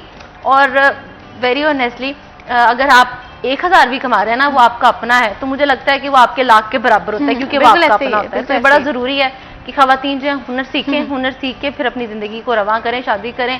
वो जो भी मामला है वो सारे साथ साथ चलते रहते हैं, लेकिन ये भी बड़ा ज़रूरी होता है कि खवातीन अपने लिए बेहतर सोचें और बेहतरी की तरफ काम करें। और इस बजट के अंदर खवातीन के लिए भी रखी गई है, तजवीज़ की गई है कि खवातीन के लिए काम किया जाए। आज से 6 माह पहले जो है खवातीन का वुमेन हॉस्टल जो कि फैसलाबाद के अंदर सिर्फ एक ही मौजूद है, फैसलाबाद डिवीजन के अंदर, उसकी तामीर जो है वो करवाएगी। वो रिकंस्ट्रक्ट हो गया है, वो भी कंप्लीट हो गया है। यानी कि यहाँ पर अब कहा जा सकता है कि खवातीन के लिए काम हो रहा है। अभी तैयब भाई बता रहे थे कि खवातीन के लिए डे केयर, बच्चों के लिए डे केयर जो है वो बनाया गया, उसके लिए भी 1000 मिलियन जो है वो इस दफा बजट में रखे गए हैं कि खवातीन को डे केयर, उनके लिए जो खवातीन इदारों में काम कर रही हैं, ठीक है, उनको दिया जा सके, उनके बच्चों को वहां पर एक बेहतर सहूलत मिल सके। क्योंकि बच्चे को नहीं पता कि बाहर का माहौल कैसा है। अगर वो हॉस्पिटल्स में ये बनते हैं तो वहां पे आने वाली हमारी डॉक्टर्स के लिए बहुत बेहतर है। और इसके अलावा अगर पुलिस स्टेशन में बनते हैं, क्योंकि पुलिस स्टेशन में हमारी SHOs हैं, हमारी इंस्पेक्टर्स हैं, उससे बड़े ग्रेड पे या उससे नीचे जो कांस्टेबल्स हैं वो भी अपने घरों में अपने बच्चों को छोड़ के आते हैं। तो इससे बेहतर अगर उनके लिए वहां पे वो मौजूद होंगे तो उनके लिए आसानी है कि चलें एक तरफ अपना काम करें तो एक तरफ अपने बच्चे को भी देख सकेंगे। तो ये एक अच्छी चीज है।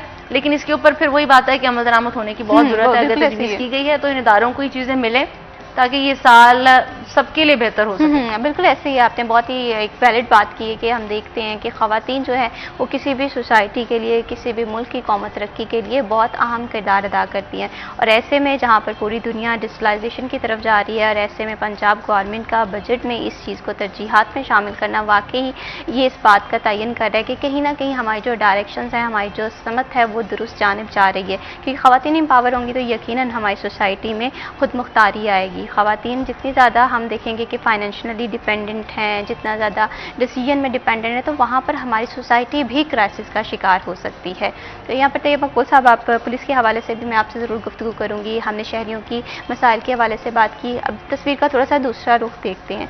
यहाँ पर पुलिस के क्या मसाइल हैं, वार्डन्स के तो मसाइल आपने हाईलाइट किए कि उन्हें कितने इशूज़ आते हैं, तो इस चीज़ को किस तरह से रिजॉल्व किया जा सकता है। जाहिर सी बात है अगर पुलिस के मसाइल हल होंगे तो यहाँ पर इंसाफ की फराहमी है, शहरियों को फैसिलिटेट भी बेहतर तौर पे किया जा सकेगा। मैं विश वैसे तो हर डिपार्टमेंट में उनको इश्यूज़ का सामना है, मसाइल हैं, रिसोर्सेज कम है, स्ट्रेंथ कम है, लेकिन सबसे ज़्यादा यहाँ पे पुलिस पीस रही है। उसकी वजह पुलिस के 24/7 काम है, क्राइम 24/7 चल रहा है। रात के 3 बजे भी पुलिस को 15 पे कॉल आती है कि फलां जगह ये वाक़या हो गया। दिन के वक्त पुलिस अहलकारों ने कोर्ट को भी देखना, वहाँ पे मुलज़म लेके भी जाने, मुलज़म वहाँ से जेल में छोड़ के भी आने, रिकॉर्ड भी पेश करना, उसके बाद हाई कोर्ट भी आपने अक्सर जाना है। अच्छा, पुलिस ऑर्डर 2002 जब बना था तब से पुलिस के मसाइल बढ़े हैं। सही। उससे पहले हुआ ये करता था कि पूरे रीजन में डिवीजन में एक DIG, ठीक है, और फैसलाबाद की बात करें एक SSP, ठीक है, एक एडिशनल SP, एक SP सिटी और एक SP सदर, बस ये 5-4 SP हुआ करते थे। पूरा सिस्टम चल रहा था। अब आप देखें टाउन SPs अलग हैं, इन्वेस्टिगेशन अलग है, SSP ऑपरेशन अलग है, RIB अलग है, और इसी तरह आप देखें CTO ट्रैफिक अलग हैं, आपके एक नया IAB इंटरनल अकाउंटेबिलिटी ब्रांच के उनके SP साहबान अलग हैं। तब सिर्फ 5 डीएसपी फैसलाबाद में हुआ करते सही। थे, और अब आप, मैं भूल जाता हूँ, मेरी उम्र गुजर गई क्राइम बीट करते हुए। 13 तो सर्कल हैं, 4 इन्वेस्टिगेशन की बिल्कुल। सीटें हैं, 4 डीएसपी लीगल की सीटें हैं, यानी कोई 35-40 डीएसपी ही यहाँ पे बैठते हैं। उन सब की गाड़ियाँ, उन सबको अमला चाहिए, उनको गनमैन भी चाहिए, उनको ठीक है। रीडर पीएसओ भी चाहिए, उनको टेलीफोन ऑपरेटर भी चाहिए, ड्राइवर भी हर एक को चाहिए, और रहने के लिए घर भी चाहिए। बिल्कुल। डीएसपी निशाताबाद हैं, अभी लगे हैं नदीम साहब। कल एक जगह बैठे डिस्कस हो रही थी, कुछ बेचारे को यहाँ पे घर नहीं मिला, और वो किराए का मकान देख रहा है कि मैं यहाँ पे किराए का अच्छा घर मुझे मिल गया, तो मैं जितनी देर यहाँ पे पोस्टिंग है चलो मैं वहाँ पे रह लिया करूँगा। तो इन्होंने सीटें बढ़ाई, पब्लिक को उसका कोई फायदा नहीं हुआ। आपका पाकिस्तान पीनल कोड वहीं खड़ा है, आपके रूल्स वही हैं, आपके कानून लॉ वही है, सिर्फ सीटें आपने बढ़ा दी। बिल्कुल। पुलिस डिपार्टमेंट को खुश करने के लिए कह लें, या आपको पता था कि आने वाले वक्त में नफरी बढ़ेगी तो इसलिए कंट्रोल बढ़ा करने के दी, लिए। लेकिन उतने उन रिसोर्सेज आप क्रिएट नहीं कर सके, आप उतने रिसोर्सेज पैदा नहीं कर सके। तो जब आज भी नफरी उधर ही खड़ी है, पॉपुलेशन के हिसाब से इतनी कम नफरी है। मैं अक्सर बताता हूँ कि 400 लोगों पे एक कांस्टेबल होना चाहिए, इंटरनेशनल स्टैंडर्ड है। अच्छा, उनका भी 450 था, उन्होंने भी 400 कर दिया कि 400 पे एक 400 कांस्टेबल बिल्कुल। होना चाहिए। यहाँ पे सिस्टम देखें तो मेरे ख्याल में 2-3 हज़ार लोगों पे एक कांस्टेबल बनता है, जिस तरह हमारी पॉपुलेशन। बिल्कुल इसी तरह से पुलिस के मसाइल भी अपनी जगह, रिसोर्सेज जो हैं जिस तरह से फराहम करने चाहिए, उतने जितने ज़्यादा रिसोर्सेज फराहम करेंगे, यकीनन जो फैसलाबाद में इंसाफ की रेशो है या क्राइम की रेशो कम होगी, तो यकीनन ये इशू भी हल होता हुआ दिखाई देगा। बहुत शुक्रिया तैयब मकबूल साहब, आपने हमारे प्रोग्राम को वक्त दिया। बहुत शुक्रिया Mariam for joining us in this programme. कोई भी मसाइल हैं, कोई भी इशूज़ हैं, अगर उसके लिए राइट पॉलिसीज़ इंट्रोड्यूस करवाई जाएँ, राइट डायरेक्शंस हो, तो मैं समझती हूँ कोई भी मसला जो है वो बड़ा नहीं होता है। अभी वक्त से एक छोटी सी ब्रेक की मत जाइए, हमारे साथ रहिए।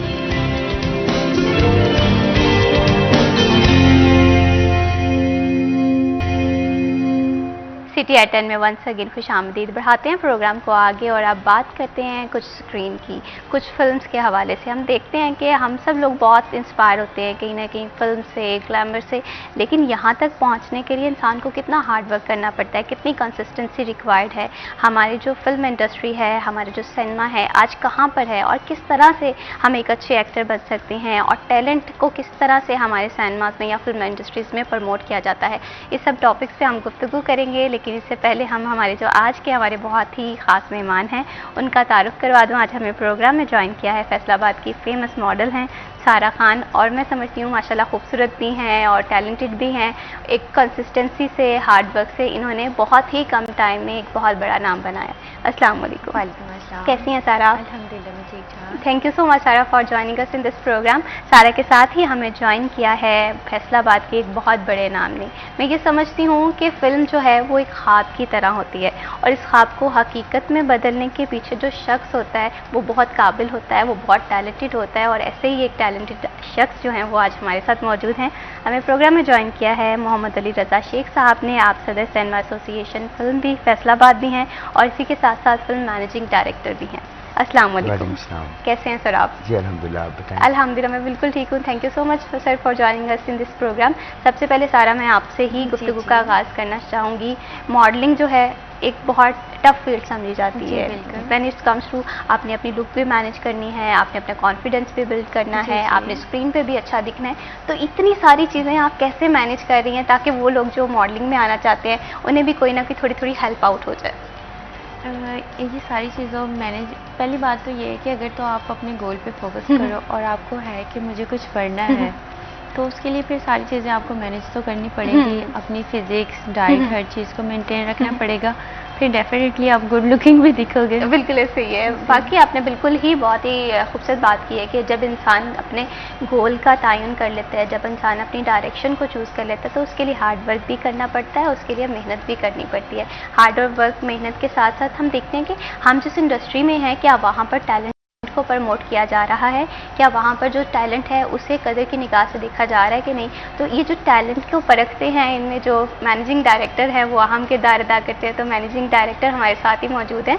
शेख साहब, मैं आपसे ये जानना चाहूँगी, आप आज की सिनेमा इंडस्ट्री को कहाँ पर देखते हैं? क्योंकि हम देखें कि ये पिछले 5 से 10 सालों में हमने बहुत ग्रो किया है। इससे पहले हमारी फिल्म ड्रामा इंडस्ट्री बहुत अच्छा काम करी थी, लेकिन फिल्म्स में हम कहीं ना कहीं थोड़ी बहुत देख रहे थे कोताहियाँ हैं। आज आप कहाँ पर देख रहे हैं अपनी इंडस्ट्री को? जी बिल्कुल, फिल्म इंडस्ट्री तो पहले बहुत पीक पे थी, लेकिन पिछले कुछ तकरीबन 1-1.5 साल से बहुत ज़्यादा डाउन हो रही है।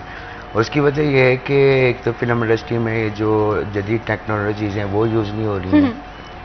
हमारे जो फिल्म वाले आर्टिस्ट हैं वो ड्रामा में काम कर रहे हैं, तो ये सबसे बड़ा जो ना लॉस है। देखें आप, हमारे हमसाया मुल्क में जो फिल्म आर्टिस्ट हैं वो ड्रामा में नहीं है, आपको किसी बिल्कुल ड्रामा ऐसे में ही, नजर नहीं आएंगे, और जो ड्रामा वाले हैं वो फिल्म में नजर नहीं आएंगे।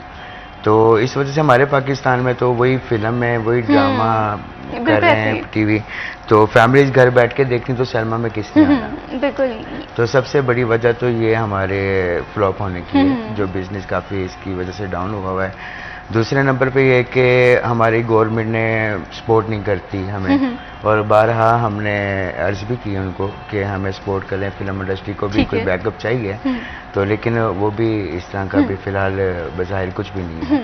तो ये वजूहात हैं। तो अभी फ़िलहाल तो आने वाले वक्त में सिनेमा लाइन, सिनेमा बिजनेस बहुत डाउन नज़र आ रहा है मुझे। बिल्कुल, आपने बहुत ही एक राइट डायरेक्शन की तरफ जो है वो निशानदेही की है। ऐसे में अगर हम थोड़ा सा इस कैनवस को थोड़ा सा कम सतह पे महसूस करते हैं या समझने की कोशिश करते हैं, when it's comes to Faisalabad, हम देखते हैं कि बहुत सारे लोग कहते हैं कि फैसलाबाद में शोबिज़ नहीं है, फैसलाबाद में उस तरह से एक्टिविटीज़ नहीं है एज़ कम्पेयर टू कराची है या एज़ कम्पेयर टू लाहौर है, इस्लामाबाद है। तो हम कब देखेंगे कि फैसलाबाद में भी शोबिज़ आए, और उसके लिए हमें क्या क्या इनिशिएटिव लेने की ज़रूरत है? ये देखें, फैसलाबाद तो हमारे आर्ट की ज़रखेज़ ज़मीन है, यहाँ की मिट्टी। तो बहुत बहुत बड़े नाम हमारे फैसलाबाद से गए हुए हैं, और बहुत बड़ा टैलेंट है हमारे पास। तो लेकिन ये है कि उसको आगे लेके आने वाले जो हमारे पुराने लोग बैठे ना, उनको आगे नहीं लेके आ रहे। अब एक फेस है, आप कई सालों से देख रहे होंगे, तो कई ऐसे फेस हैं जो हम बचपन से भी देखते आ रहे हैं। बिल्कुल ऐसे ही है। ठीक है, लेकिन ये कि न्यू टैलेंट बहुत है, और ऐसा ऐसा है कि हमारी सोच भी वहाँ नहीं जाती जितना अल्लाह पाक ने उनको नवाजा हुआ है, टैलेंट दिया हुआ है। लेकिन आगे लाने वाले लोग नहीं हैं यहाँ पर, क्योंकि वो कहते हैं कि हम हैं तो बस हम ही हैं। तो अपना रेट भी हाई किया हुआ है, फिल्म में भी वही कमा रहे हैं, ड्रामा में भी वही कमा रहे हैं। तो हम जैसे आते हैं वो बिल्कुल नहीं करते। लेकिन मैं अल्हम्दुलिल्लाह तकरीबन 2010 से तकरीबन तो मैं न्यू टैलेंट को लेके चलता ठीक है। हूँ। जहाँ जहाँ कोशिश होती है मैं एडजस्ट करवाता हूँ। तो फिल्म्स भी बनाई हुई हैं, तो सही। उसमें भी मौके दिए हुए हैं। फैसलाबाद में शूट किया हुआ है, सही। तो 41 चैनल ने भी काफ़ी सपोर्ट किया, माशाल्लाह अपडेट रखा। तो ये है कि हम तो कोशिश करते हैं कि न्यू टैलेंट लेकर आएँ, लेकिन हमारे जो सीनियर हैं हमें उनका भी साथ चाहिए। बिल्कुल ऐसे तो ही है। दुआ है अल्लाह पाक उनको हिदायत दें। बिल्कुल इसी तरह से है। हम समझते हैं कि टैलेंट जो है वो अपनी पहचान और अपनी जगह बना लेता है, लेकिन इसके साथ साथ वो कहते हैं ना कि एक हीरे की पहचान एक जौहरी को होती है। तो यहाँ पर हम देख रहे हैं कि स्क्रीन पे बहुत बड़े नाम है, लेकिन न्यू टैलेंट को भी स्क्रीन पे आने की ज़रूरत है। उसके लिए न्यू टैलेंट वर्किंग तो कर रहा है। यहाँ पर सारा मैं आपसे ये जानना चाहती हूँ कि माशाल्लाह आपने बहुत कम टाइम में बहुत अच्छा ग्रो किया है, तो आपको ऐसे कोई चैलेंजेस का सामना करना पड़ा था? क्योंकि अब जो टाइम है ना ये सोशल मीडिया का है, फॉलोअर्स का है। इंस्टाग्राम में आपकी रील की रीच इतनी ज़्यादा होगी, आप उतनी ही जल्दी स्टार बन सकते हैं। तो आप इस चीज़ को किस तरह से देख रहे हैं? जहाँ तक मुझे आइडिया है, पहले की निस्बत अब जो चीज़ें हैं वो काफ़ी इजी हो गई ठीक है। है। पहले डिफरेंट एजेंसी में जाया जाता था अपने ऑडिशन के लिए, और काफ़ी प्रैक्टिस भी होती थी। अब तो टिकटॉक, इंस्टाग्राम, ये सारे प्लेटफॉर्म आ गए जिन्होंने लाइफ सबकी बहुत इजी कर दिया। सो अगर आप मॉडलिंग की फील्ड या सोशल मीडिया की फील्ड ज्वाइन करना चाहते हो तो ये चीज़ें काफ़ी इजी होगी पहले की निस्बत। सही। यहाँ पर सारा ये भी बताइएगा कि जैसे मैंने अभी आपको बताया कि आजकल फॉलोअर्स की गेम है। इंस्टाग्राम पे आपके जितने अच्छे फॉलोअर्स होंगे, टिकटॉक पे आपके जितने अच्छे फॉलोअर्स होंगे, फेसबुक पे अच्छे होंगे, आपको उतनी जल्दी पीआर मिलेगी, आपको उतनी जल्दी शूट्स मिलेंगे। तो ये चीज़ किस तरह से हमारे वो लोग जो कि फील्ड में आना चाह रहे हैं वो मेनटेन कर सकते हैं? उसका ये सिनेरियो होता है कि अगर इंस्टा का जो है, इंस्टाग्राम का, उस पर आप डेली पोस्टिंग करें, उसको डेली अपडेट रखें और अपना कंटेंट अच्छा रखें, तो डेफिनेटली आपकी रीच उस पर अच्छी जाएगी, तो उससे आपके फॉलोअर्स गेन हो जाएंगे। बिल्कुल इसी तरह से है। हम देखते हैं कि अगर बहुत सारे लोग हैं जो फील्ड में आना चाह रहे हैं सोशल मीडिया की, हार्ड वर्क तो करें, लेकिन साथ ही साथ अपने जो सोशल मीडिया के प्लेटफॉर्म्स हैं, जो कि आजकल मैं समझती हूँ कि आई कैचिंग चीज़ है। आपके फॉलोअर्स जितने ज़्यादा होंगे उतनी जल्दी आप, मैं समझती हूँ कि इस फील्ड में एंटर हो सकते हैं, आपको ईजीली रीच मिल सकती है। तो यहाँ पर शेख साहब आपसे मैं ये जानना चाहूँगी, आपका इस हवाले से क्या राय है कि सोशल मीडिया ने हमारी फिल्म इंडस्ट्री को कितना एम्पावर किया है या मुतासिर किया है। क्योंकि पहले हम देखते थे कि एक फिल्म है या डॉक्यूमेंट्री है जहाँ पर हम 15 मिनट की बना रहे थे, 30 मिनट की, 2 घंटे की बना रहे थे, अब वही काम रील ने 30 सेकंड में कर लिया एक छोटे से मैसेज में।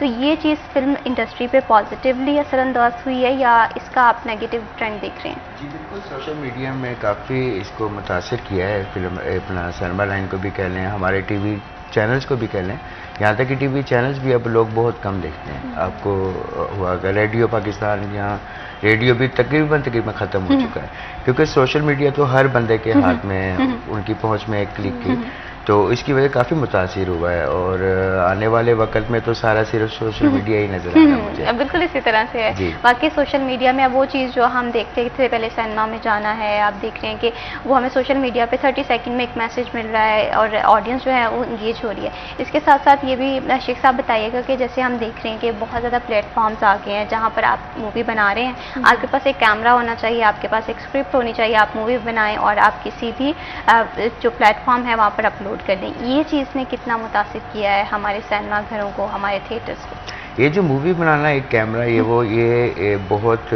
आसान काम नहीं है। ये आप हिसाब लगा लें कि घर में एक शादी होती है, उसकी कितनी मेहनत तैयारी होती है।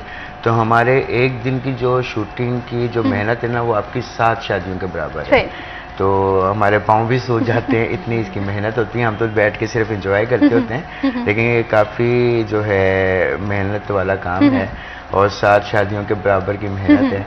तो बाकी ये है कि ये प्लेटफार्म वगैरह मुख्तलिफ जगहों पे इसकी शूटिंग होती है, आउटडोर भी होती है, इंडोर भी होते हैं, तो इसको हम लेके चलते हैं। मैं यहाँ पे ये बात कर रही थी कि जैसे हम देखते हैं कि बहुत ज़्यादा हमारे ऐप्स आ गई हैं जहाँ पर हम एक मूवी बनाते हैं, आपने कम बजट में मूवी बनाई है, वो अपलोड कर देते हैं। लोग क्या समझते हैं कि OTT जिसे कहते हैं वहाँ पर वो मूवी देखते हैं और सिनेमा में उस तरह से नहीं जाते हैं। तो ये ट्रेंड क्या हमारी सिनेमा इंडस्ट्री की जिसे कहते हैं कि क्राइसिस की तरफ लेकर जा रहा है? जी बिल्कुल लेकर जा रहे हैं, जिसमें नेटफ्लिक्स जो है सबसे पहले है और हर बंदा अब नेटफ्लिक्स में सारी मूवीज़ देख लेते हैं। मिनी सिनेमास बनाया हुआ घर में, तो उसका इफेक्ट बहुत ज़्यादा पड़ा है, इसको बहुत ही ज़्यादा पड़ा हुआ। सही, मतलब काफ़ी ज़्यादा पहले वो लोग जहाँ पर हम देखते थे कि कोई भी न्यू मूवी आती थी तो सिनेमास भर जाते होते थे, लोग एक शौक से आते होते थे। अब वो कहीं ना कहीं मिनी सिनेमास ने वो कर दिए कि हम एक क्लिक पे मूवी देखते हैं और वो एक 4 दीवारी में हमारी दुनिया जो है वो लिमिटेड होकर रह गई है। तो सारा मैं यहाँ पर आपसे ये जानना चाहती हूँ, क्योंकि अब समर सीज़न है, समर सीज़न में जाहिर सी बात है वाइब्रेंट कलर भी चल रहे होते हैं, ख़वातीन को ड्रेसेस बनाने का बहुत शौक होता है, लेकिन साथ ही साथ ट्रेंड से भी हमें देखना पड़ता है कि ट्रेंड कौन सा चल रहा है। तो आपने बहुत ज़्यादा फ़ोटोशूट्स भी किए होंगे और PR पैकेजेस भी किए होंगे।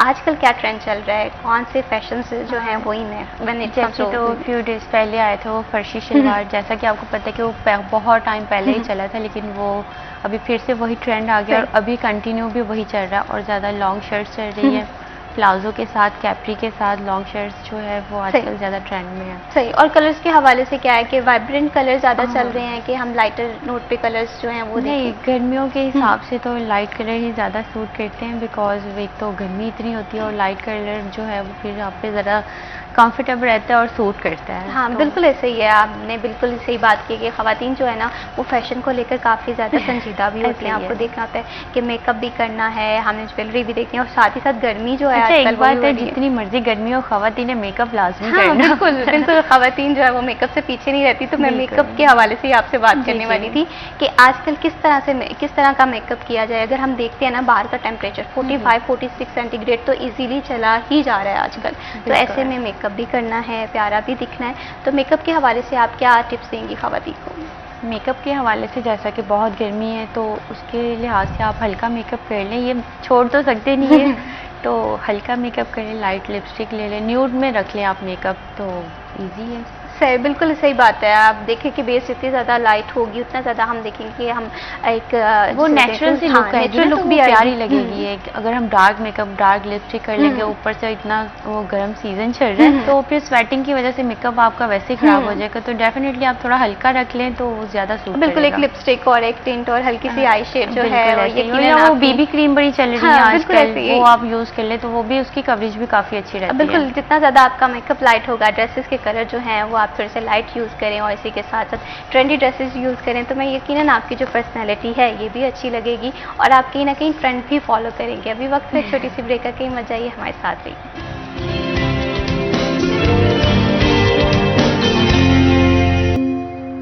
सिटी एट 10 में वंस अगेन खुश आमदीद। आज हम प्रोग्राम में बात कर रहे हैं खासकर उन लोगों के लिए जो कि फ़िल्म इंडस्ट्री में आना चाह रहे हैं, फ़िल्म इंडस्ट्री के क्या चैलेंजेस हैं ये भी समझना बहुत ज़्यादा ज़रूरी है। इसी के साथ साथ न्यू टैलेंट को फ़िल्म इंडस्ट्री आजकल कैसे प्रमोट कर रही है, इस पर हम गुफ्तगू कर रहे हैं। हमारे साथ मोहम्मद अली शेख साहब भी मौजूद हैं यहाँ पर। सर, मैं आपसे ये जानना चाहूँगी कि हमने सिनेमास के हवाले से बात की है, तो अब थिएटर्स या सिनेमास के बड़े मसाइल क्या हैं जो आप समझते हैं कि ये इनका हल बहुत ज़्यादा ज़रूरी है? इनकी मिसाल ये है कि हमारे जो फिल्म इंडस्ट्री में कुछ लोग ऐसे हैं जो कि अगर टैलेंट जाता है एक मेल का तो उनसे वो लोग अच्छे भले पैसों की डिमांड करते हैं। हालांकि हर चीज़ मुहैया होने के बावजूद वो पैसों की वजह से आगे ना वो अफोर्ड कर सकते हैं और इस वजह से वो उनको भगा देते हैं। और अगर फीमेल जाए तो वो भी अपनी फ्रेंडशिप के लिए करते हैं। तो ये इन्होंने माहौल बहुत ख़राब किया हुआ है। लेकिन टैलेंटेड लोगों को मैं समझता हूँ कि उनको फ्री ऑफ कास्ट मौका देना चाहिए, क्योंकि हम लोगों के हाथ में सब कुछ है। हम वैसे भी तो फिल्म एक बना रहे हैं, तो अगर फिल्म बना रहे हैं तो उसके अंदर किसी को एडजस्ट कर दें तो न्यू टैलेंट उसका जाहिर होगा, वो करते करते क्लिक होगा तो इंशाल्लाह वो आगे जाएगा। लेकिन यहाँ पर ना ये काम नहीं करने देते, लोग आगे नहीं आने देते। तो मैंने बारहा कोशिश की है, यहाँ पे ऑडिशंस रखे हैं और लोगों को लेके आता हूँ। जो जो मेरे हाथ में रेफरेंस है, प्लेटफार्म्स हैं, मैं रेफ़र करता हूँ। अल्हम्दुलिल्लाह बहुत टैलेंट है अनगिनत अनलिमिटेड, तो जिनको मैं आगे लेकर आया हूँ। तो बाकी है कि मैं जब तक फील्ड में हूँ मैं कोशिश तो करूँगा कि जितना भी बेशक सिंगर है, मॉडल है, एक्टर है, उनको मैं आगे लेकर आऊँ। यहाँ पर ये भी बताइएगा मोहम्मद रज़ा साहब कि आपने बताया कि आपने ऑडिशंस रखे क्योंकि आपका ये मोटिव है कि फैसलाबाद में शोपीस को लेकर आना है, जहाँ पर हमारे यहाँ का टैलेंट है। कोई लाहौर जा रहा है, कोई इस्लामाबाद जा रहा है, तो कैसा रिस्पांस रहा, कैसे लोग आपको मिले? क्या एक्टिंग जो है वो फैसलाबाद में ये टैलेंट आपको देख रहे हैं कि यहाँ से फ्यूचर में कोई बड़े बड़े नाम निकल सकते हैं? बहुत बहुत अच्छे कि मैं देख के दंग ले जाता हूँ। इतने इतने अच्छे और छुपे हुए लोग हैं, लेकिन उनके पास ना कोई रास्ता नहीं है, कोई वे नहीं है उनके पास कि वो उस तरह आगे जा सकें। और मैंने डांसर देखे, लड़के इतने ज़बरदस्त डांसर हैं कि आप इंटरनेशनल चैनल्स में भी वो नहीं देख पाते। सिंगर्स हैं, बड़ी बड़ी प्यारी आवाज़ है। हमारे फैसलाबाद की मैं बात करता हूँ, हालांकि मैं मुल्तान इधर उधर भी ऑडिशंस करता हूँ, लेता हूँ।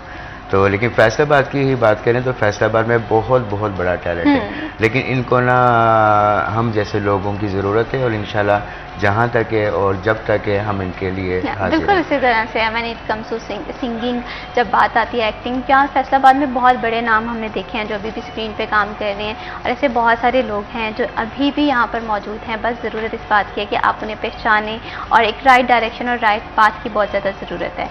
तो यहाँ पर सारा मैं आपसे जानूंगी क्योंकि जाहिर सी बात है फीमेल बहुत ज़्यादा क्यूरियस होती हैं लुक्स को लेकर। इसी तरह से बहुत सारे लोग मॉडलिंग में भी आना चाहते हैं। तो आपकी लाइफ में कोई ऐसा टफ फेज़ आया था? क्योंकि कंसिस्टेंसी बहुत मैटर करती है। एक टाइम आता है कि इंसान सोचता है कि नहीं अब इस फील्ड को छोड़ दूँ, अब क्या करना है, इसमें चैलेंजेस हैं, स्ट्रगल है। तो आपने इस चैलेंज को किस तरह से ओवरकम किया था? चैलेंजेस जो है वो तो हर जगह होते हैं और डिफ़िकल्ट तो हर जगह ही होती है। आप जो भी काम शुरू करते हो ना, जहाँ पे भी, हर जगह मुश्किलात तो लाजमी आती हैं, लेकिन उनको फेस करना वो आपके साथ साथ होता है। अगर आप अपना गोल रख लें कि हाँ मुझे ये काम करना है, तो आप गिव अप ना करें, बस उसको करते रहें, जारी रखें अपना काम, तो इंशाल्लाह कामयाबी ज़रूर मिलेगी। बिल्कुल इसी तरह से इंसान को गिव अप नहीं करना चाहिए।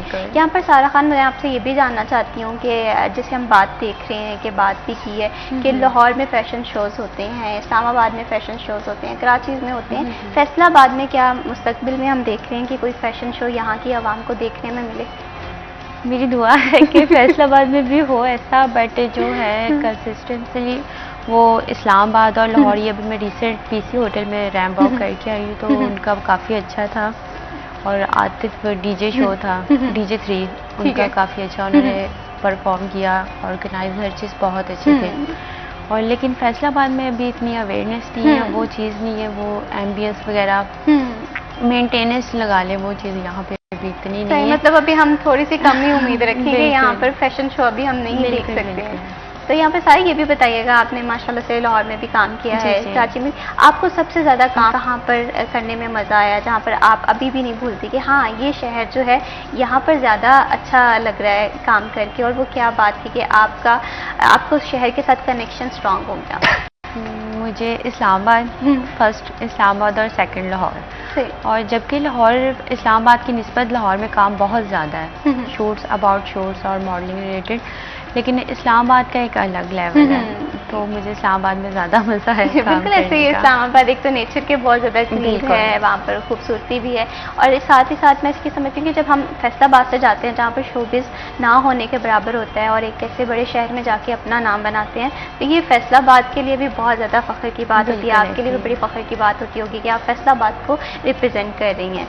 तो यहाँ पर शेख साहब मैं आपसे ये भी जानना चाहूँगी कि हमने थिएटर्स के मसाइल भी देखे, सिनेमास के मसाइल, आप जाहिर सी बात है सदर भी हैं सिनेमा के, तो आप क्या समझते हैं कि कौन से बड़े इश्यूज़ हैं जो कि आजकल हैं और ये मैटर जो है रिजॉल्व होना चाहिए? इसमें जो अगर बिजनेस वाइज देखें हम, तो ये सबसे बड़ा इशू है कि जिस तरह कि हमारे पाकिस्तान में टोटल 150 स्क्रीन है पूरे पाकिस्तान में, तो अगर हम कोई फिल्म बनाते हैं तो सारे सिनेमास में लगा के भी हमारा बजट पूरा नहीं होता।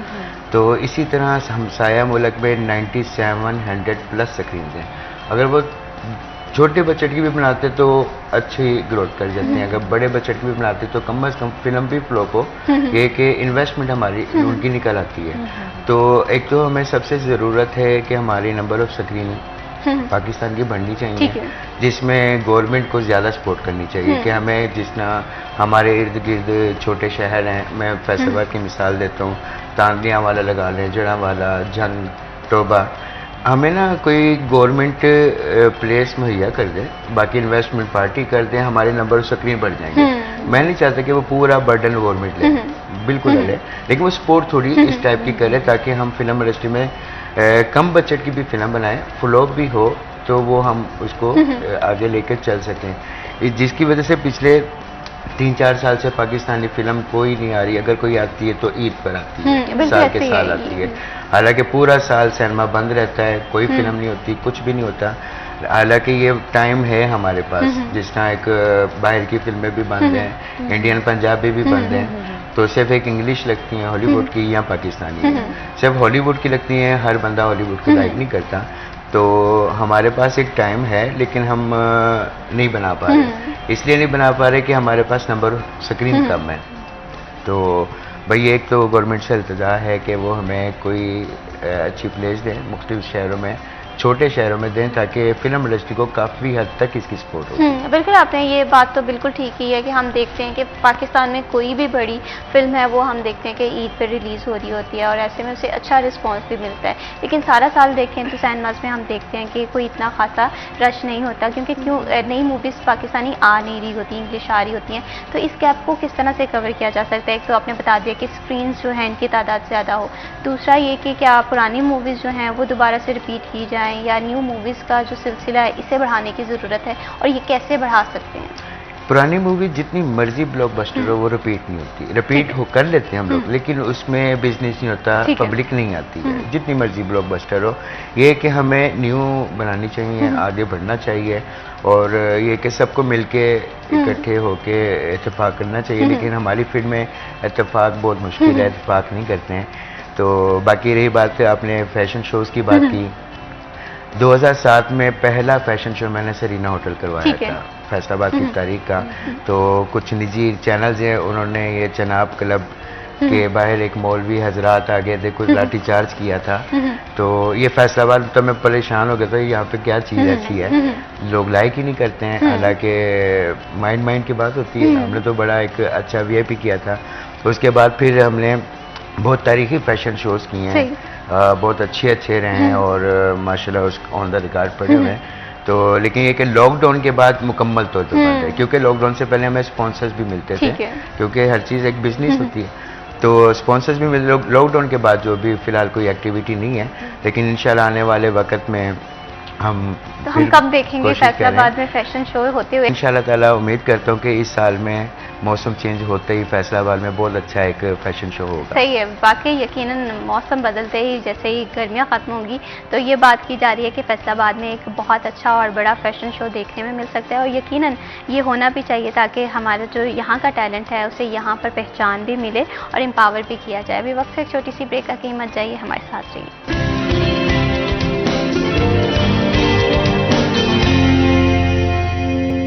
सिटी एट 10 में वंस अगेन खुश आमदीद। आज हम बात कर रहे हैं उन लोगों के लिए जो कि फिल्म इंडस्ट्री में आना चाह रहे हैं, टैलेंट भी रखते हैं, अच्छे सिंगर हैं, मॉडल अच्छे बन सकते हैं, लेकिन उन्हें ये समझ नहीं आ रहा कि उन्हें अपने करियर का सफ़र कहाँ से करना है। क्या फैसलाबाद में ऐसी अपॉर्चुनिटीज़ मौजूद हैं जो आपको सही से मत दे सकें? तो ये प्रोग्राम जो है ये हमारा उन लोगों के लिए है ताकि अगर आप इस फील्ड में आना चाह रहे हैं तो आप लोगों के लिए आसानियाँ हो सकें।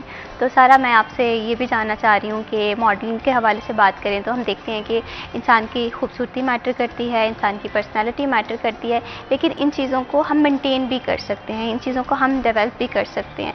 तो कैसे इन चीज़ों को हम मेंटेन करें? क्योंकि बहुत सारे लोग हैं, ठीक है, पर्सनैलिटी अच्छी होती है या शक्ल अच्छी होती है, लेकिन उन्हें ग्रूमिंग टिप्स नहीं पता होती। तो इस पर मैं शेख साहब का पॉइंट ऑफ व्यू भी लूँगी, लेकिन सबसे पहले मैं आपसे जानना चाह रही हूँ। सबसे पहले तो सेल्फ ग्रूमिंग जो है वो बहुत ज़रूरी है। अपनी सेल्फ ग्रूमिंग करें और अपनी डाइट अच्छी रखें, हेल्दी फूड लें, जिम ज्वाइन करें। सही। और बिकॉज आपकी फिजिक्स अच्छी होगी आप गुड लुकिंग नज़र आओगे। तो मेरी तो राय यही है कि आप अपने जिम और डाइट इस पर ज़्यादा फोकस करें। सही, जिम और डाइट के हवाले से। तो आप अपनी डाइट किस तरह से मैनेज करती हैं? आपने ब्रेकफास्ट के लिए क्या डाइट प्लान रखा हुआ है, लंच के लिए क्या प्लान है, डिनर? और ख़वातीन के लिए ना राइस जो है वो बहुत शौक से खाती हैं, ठीक है, और फास्ट फूड भी जो है इससे भी निगलेक्ट नहीं किया जाता। तो आप इन चीज़ों को कैसे मैनेज करती हैं? क्या आप इन चीज़ों को अपनी डाइट का हिस्सा रखती हैं? जी बिल्कुल, मैं रखती हूँ। मैं सुबह मॉर्निंग में 2 बॉयल एग और 1 कप कॉफ़ी विदाउट शुगर। ठीक है। उसके बाद फिर लंच में स्नैक्स वगैरह और डिनर। ठीक है। डिनर में मैं जो दाल रोटी सालन जो भी हो घर पे बना हुआ वो मैं खाती हूँ, और जंक फूड जो है वो मैं खाती हूँ, लेकिन एक क्वांटिटी जो है वो मैंने रखी हुई है कि ये नहीं कि खाई जाओ और फिर ऐसे आप जिम भी करी जाओ खाई भी जाओ तो उसका तो फिर कोई फ़ायदा भी नहीं होगा। तो खाओ लेकिन एक लिमिटेशन है। बिल्कुल, अगर आप लोग मॉडलिंग की फील्ड में आना चाह रहे हैं तो आपको अपनी डाइट का भी बहुत ज़्यादा ख्याल रखना होगा, और इसी के साथ साथ अगर आप फास्ट फूड खाते हैं तो वहाँ पर थोड़ी सी आप लोगों को ब्रेक लगाने की ज़रूरत होगी। तो यहाँ पर शेख साहब, मैं आपसे भी ये जानना चाहती हूँ कि न्यू टैलेंट को पहचानने के लिए ज़ाहिर सी बात है एक सही नज़र की ज़रूरत होती है। तो किस तरह से न्यू टैलेंट को पहचाना जा सकता है? क्या स्किल्स आप देखते हैं, और हमारा फैसलाबाद का न्यू टैलेंट आप कहाँ पर देख रहे हैं? जी बिल्कुल, जैसे कि टैलेंट है वो तो हिसाब से नज़र आता है, और एक और बात है कि हर बंदा हीरे को पहचान नहीं पाता, वो हीरे को भी मोहब्बती कहता है, तो लेकिन एक जौहरी होता है जो हीरो को पहचान सकता है। अब सबसे पहले ये है, मैं जो न्यू टैलेंट को कहना चाहूँगा कि आप कहीं पे, अक्सर लोग हमारे फैसलाबाद की बात करते हैं, अक्सर लोग बैठे हुए हैं, मुख्तलिफ आर्टिस्टों के साथ तस्वीरें वगैरह खींची हैं, 1-2 स्टूडियो पर लगा दी हैं, कहीं मौका मिला उनको मिलने का तो बस लगा के बैठ गए, जी आ जाओ जी, मैं तो ये हूँ, मैं वो हूँ, तो आके वो मांगते हैं कि पोर्टफोलियो दें अपना। बिल्कुल। ठीक है, तो मैं न्यू टैलेंट को सबसे पहले कहना चाहूँगा कि अगर आप जिसके पास जाते हैं आप अपना पोर्टफोलियो पहले ना दें। ठीक है। आप पहले उसका पोर्टफोलियो चेक करें, उनको कि सर आप अपना पोर्टफोलियो, या मैडम आप अपना पोर्टफोलियो चेक करवाएं, या उनको पूरी स्टडी करके आप उनके पास जाएं। तो यहाँ पे एक तो न्यू टैलेंट सबसे पहले मार खाता है। ठीक है। ठीक है, पैसे भी उनको दिया आता है, पोर्टफोलियो भी दिया आता है, लेकिन टाइम भी उनका ज़ाया होता है और आगे प्लेटफार्म भी नहीं मिलता। तो इसलिए जहाँ पे भी जाएं सबसे पहले उनका पोर्टफोलियो चेक करें, और अगर आप बिल्कुल मुतमिन हैं, वो जेन्युइन है, उसके बाद फिर वो जो भी आपको कहते हैं आप आंखें बंद करके उनको मान लें। तो मैं उम्मीद करता हूँ कि इंशाल्लाह ना उनका टाइम ज़ाया होगा और ना उनका पैसा ज़ाया होगा। लेकिन आपने यहाँ पर बहुत अहम बात की है पोर्टफोलियो की, लेकिन बहुत सारे ऐसे लोग हैं जो इस फील्ड में आना चाहते हैं लेकिन उन्हें नहीं समझ आ रहा कि पोर्टफोलियो कैसे बनाएं, फैसलाबाद में ये अपॉर्चुनिटीज़ मौजूद हैं या नहीं है। तो इसमें आप किस तरह से हेल्प आउट करते हैं, या किस तरह से एक टैलेंट को तो पहचानना है, लेकिन उस टैलेंट को पहचानने के पीछे जितना हार्ड वर्क है, जितना स्ट्रगल है, जितनी चैलेंजेस हैं, मुश्किलात हैं, तो सबसे पहला पोर्टफोलियो का ही मसला आता है। तो यहाँ पर क्या फैसलाबाद में ऐसे स्टूडियोज़ मौजूद हैं, ऐसी अपॉर्चुनिटीज़ हैं जो कि एक अच्छा पोर्टफोलियो बनाने में किसी आर्टिस्ट को हेल्प आउट करें? जी बिल्कुल, फैसलाबाद में बहुत छुपे छुपे कैमरा मैन्स भी बैठे हुए हैं, बहुत अच्छी अच्छी लोकेशंस भी हैं और पोर्टफोलियो बनाने वाले लोग भी हैं। और लेकिन बात सिर्फ इतनी है कि हमारा न्यू टैलेंट जो है ना वो गलत हाथों चढ़ जाता है, जिसकी वजह से उनको पोर्टफोलियो की पहचान नहीं होती। अगर वो बना भी देते हैं, बस वो फोटो शूट नहीं है, वो सिर्फ फोटो बना के दे देते हैं, तो इसलिए उसको वो पोर्टफोलियो करके खुश कर देते हैं। लेकिन लोग हैं हमारे पास, हमारी एक पूरी एक प्रॉपर टीम है, तो लोकेशंस हैं, तो अगर किसी को हमारी हेल्प आउट की ज़रूरत है इंशाल्लाह ताला हम हाजिर हैं। सही, आप जिस तरह से बता रहे हैं कि आपने फिल्म्स भी बनाई हुई हैं, इसके साथ साथ आप फैसलाबाद के सिनेमास को भी देख रहे हैं और न्यू टैलेंट की पहचान और परख भी रखते हैं, तो ऐसे में जो लोग इस फील्ड में आना चाह रहे हैं उन्हें आप एक तो सजेशन आपने दे दी है, लेकिन एक पर्सनैलिटी ग्रूमिंग के हवाले से आप क्या टिप देंगे?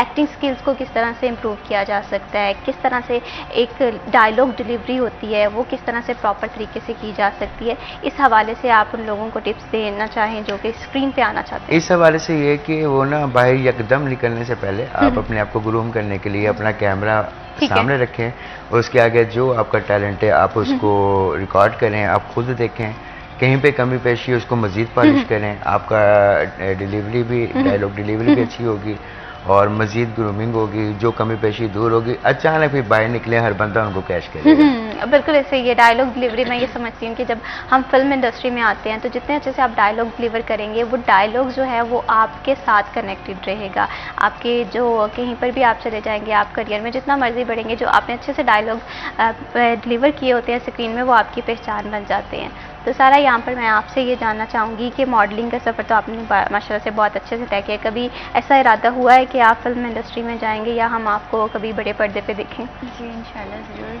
सही, मतलब उसके लिए क्या प्लानिंग्स की जा रही हैं? कोई अभी रिसेंटली आपके ज़हन में कोई प्रोजेक्ट हो या किस तरह से आप ये अपना रोल शफल करते हुए देखेंगी? प्रोजेक्ट तो है इस्लामाबाद में, मैंने प्लान तो किया है, बाकी इंशाल्लाह प्लान तो पूरा है। बाकी ये है कि अभी मैं प्रैक्टिस भी कर रही हूँ घर पे, बिकॉज वही मैं इनकी बात से एग्री करती हूँ कि जो प्रैक्टिस होती है वो एक सेल्फ ग्रूमिंग आपने खुद अपनी करनी है, तो वही आप कैमरा अपने सामने रखें, प्रैक्टिस करें ताकि अगला बंदा आपको कोई रिजेक्ट ना कर पाए। बिल्कुल, अभी आपने जिस तरह से बताया कि आप फिल्म इंडस्ट्री में पहला कदम रखने के लिए तैयार हैं, जाहिर सी बात है आप प्रैक्टिस भी कर रही होंगी, तो क्या कितनी डिफरेंट है मॉडलिंग और एक्टिंग? डिफरेंट तो है लेकिन मुश्किल नहीं है, अगर आप करना चाहो तो मुश्किल कुछ भी नहीं है, बट ये है कि आप एक चीज़ को रूटीन वाइज करो, उसकी प्रैक्टिस करो, बार बार करो और देखो कि आप कहाँ गलत हो, कहाँ आपको अपने आप में मिस्टेक नज़र आ रही है, तो बस उसको आप कवर करो और फिर ये है कि दोबारा वो ना हो।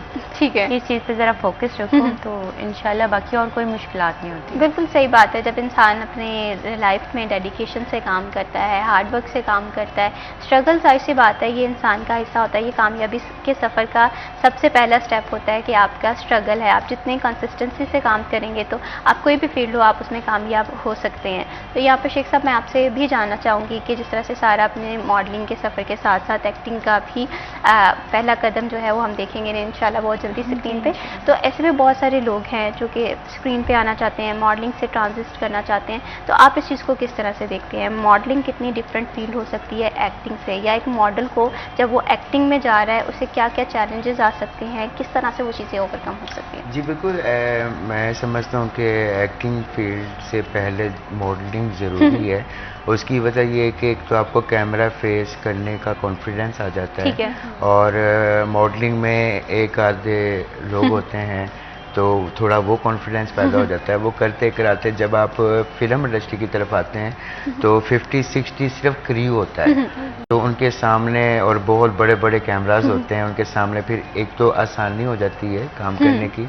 दूसरे नंबर पे मैं ये समझता हूँ कि जो मैंने देखा हुआ है कि एक्टिंग करने के लोग बच्चे बच्चियाँ तो बहुत हैं, क्रेज़ है उनको, लेकिन उनकी एक बहुत बड़ी एक वजह है, एक्टर एक ऐसी चीज़ है, एक ऐसी फील्ड है कि उनको हमने एक स्क्रिप्ट में नौकर का रोल दिया है तो उनको नौकर बनना पड़ेगा, उनको बिल्कुल रियलिटी दिखानी पड़ेगी।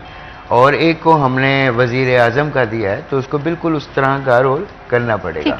लेकिन हमारे जो आजकल के एक्टर बनने वाले लोग हैं वो कहते नहीं मैं नहीं करना, तो जो वो एक्टर जो वो छोटे से बड़ा हर रोल करे उसको एक्टर कहा जाता है। ये नहीं कि आप सिर्फ हम लाके मलका खड़ी कर दे, जी आप मलका हैं या आप मालिक हैं, तो आपने वो करना, वो तो खुशी खुशी आएगा। बिल्कुल ऐसे ही। हम कहेंगे यार आपने हमारे जरा ड्राइवर का सीन करना है, नहीं मैं नहीं करता, ऐसे ही है। ठीक है। लोग इस तरह कामयाब नहीं होते, लेकिन एक्टिंग करने वाले हमेशा याद रखें, जो एक्टर बनना चाहते हैं हमेशा याद रखें, अगर उनको नौकर का रोल है तो उनको नौकर बनना है और उनको प्रॉपर एक्ट करके दिखाना है। अगर आपको एक मालक का रोल है तो आपको मालक बन के दिखाना है। तो एक्टर वही, मैं समझता हूँ कि एक्टर होता ही वही है, समझता नहीं, बिल्कुल एक्टर एक्चुअल वही होता ही है वही है। जो अपने आप को हर किरदार में ढाल जी। ले, और आप जब अपने आप को एक किरदार में, वो खा नौकर का हो, वो खा मालिक का हो, वो खा हीरो इसमें का हो, छोटा या बड़ा हीरोइन रोल का, नहीं बिल्कुल इसमें होता, छोटा छोटा बड़ा नहीं। रोल नहीं इसमें होता। सिर्फ ये होता है कि आप अपने रोल को कितनी बखूबी से, कितने इंसाफ से स्क्रीन पर डिलीवर कर रहे हैं, तो फिर आप जाकर एक अच्छे एक्टर बनते हैं। अभी वक्त हो एक छोटी सी ब्रेक का, कहीं मत जाइए, हमारे साथ रहिए।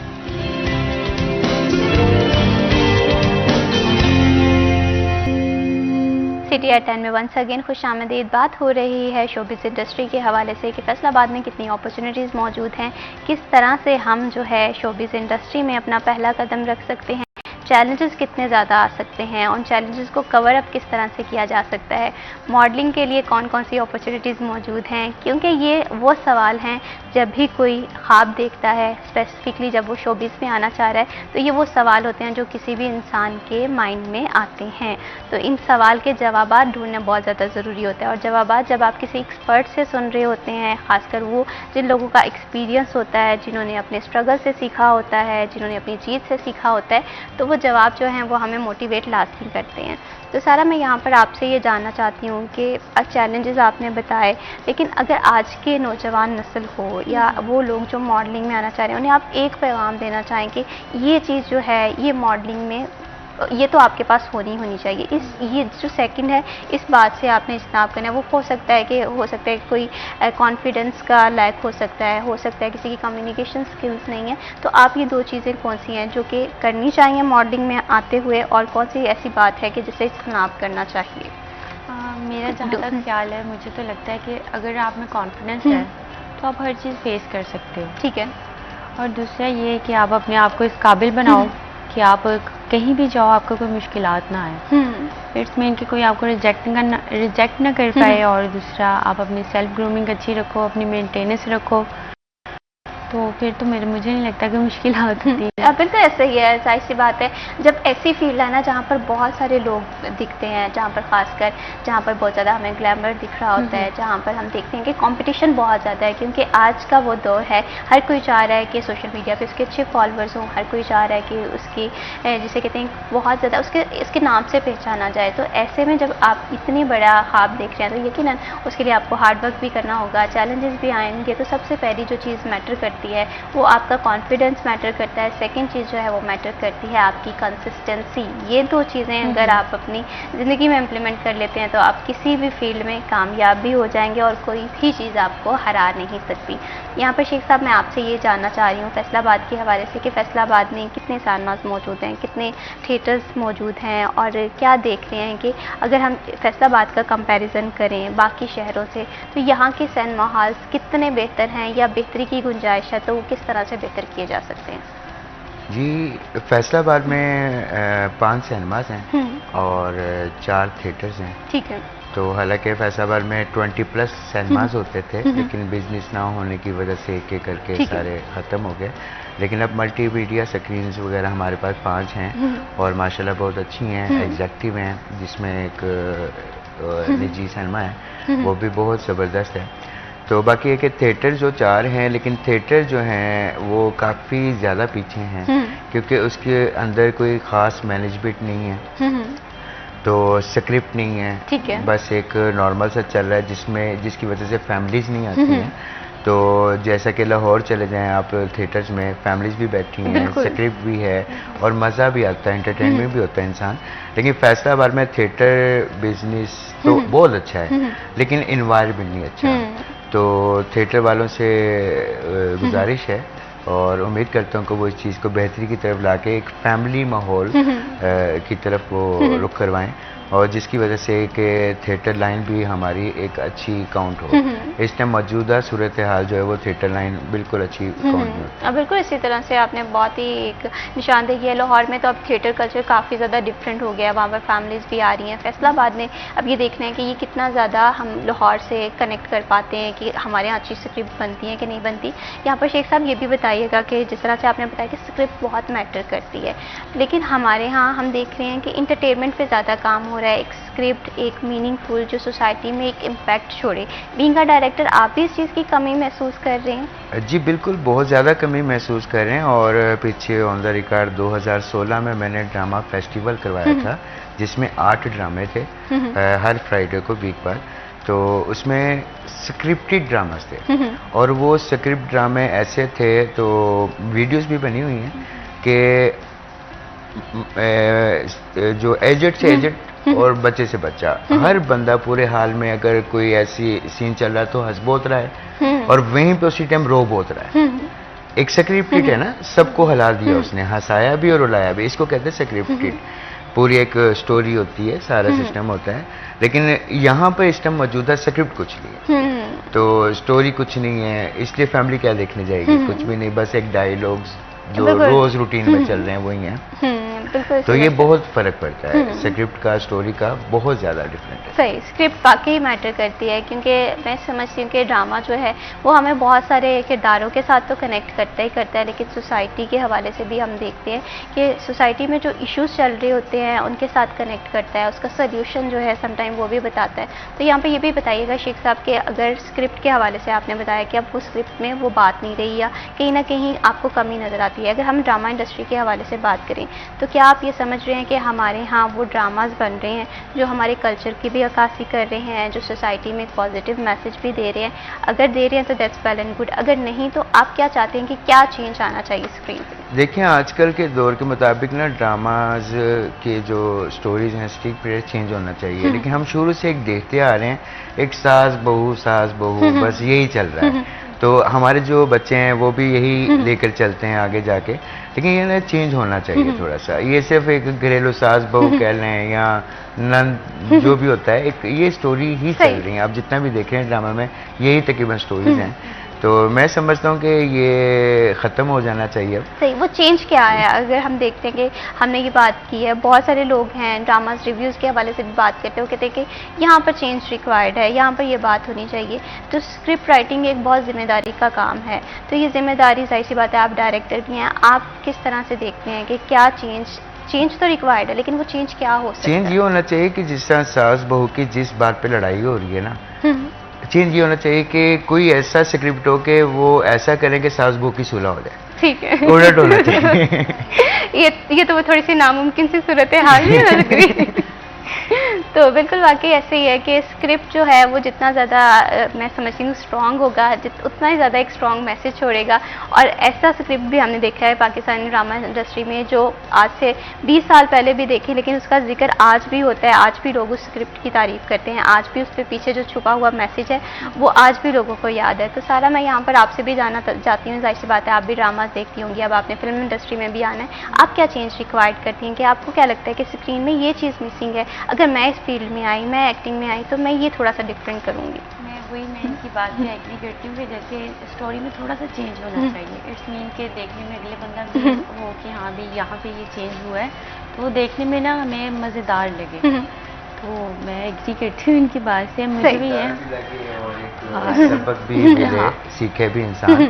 तो इट्स मीन कोई लेसन होना चाहिए उसमें जिससे अगला बंदा भी इंस्पायर हो। हाँ बिल्कुल, लेसन बहुत ज़्यादा ज़रूरी होता है, क्योंकि मैं ये समझती हूँ कि जो ड्रामा होता है वो हमारी पर्सनैलिटी पे बहुत गहरी छाप छोड़ता है। हमने देखा होगा बहुत सारे लोग किसी हीरो से इंस्पायर हो जाते हैं, कुछ ऐसे लोग होते हैं जो विलन से इंस्पायर हो जाते हैं। तो जब आप स्क्रिप्ट बनाएं तो मैं ये समझती हूँ कि उस स्क्रिप्ट के साथ इंसाफ करना बहुत ज़्यादा ज़रूरी होता है। आपके जो रोल हैं, आप डायलॉग डिलीवर कर रहे हैं तो वो स्क्रीन पर तो एक छाप छोड़ें, लेकिन इंसान की ज़िंदगी में भी बेहतरी लाने के लिए या बेहतर रोल इंसान हिंदुस्तान को बेहतर बनाने में अपना अहम किरदार अदा करें। बहुत शुक्रिया सारा खान साहब, खान साहिबा, आप हमारे प्रोग्राम में आई।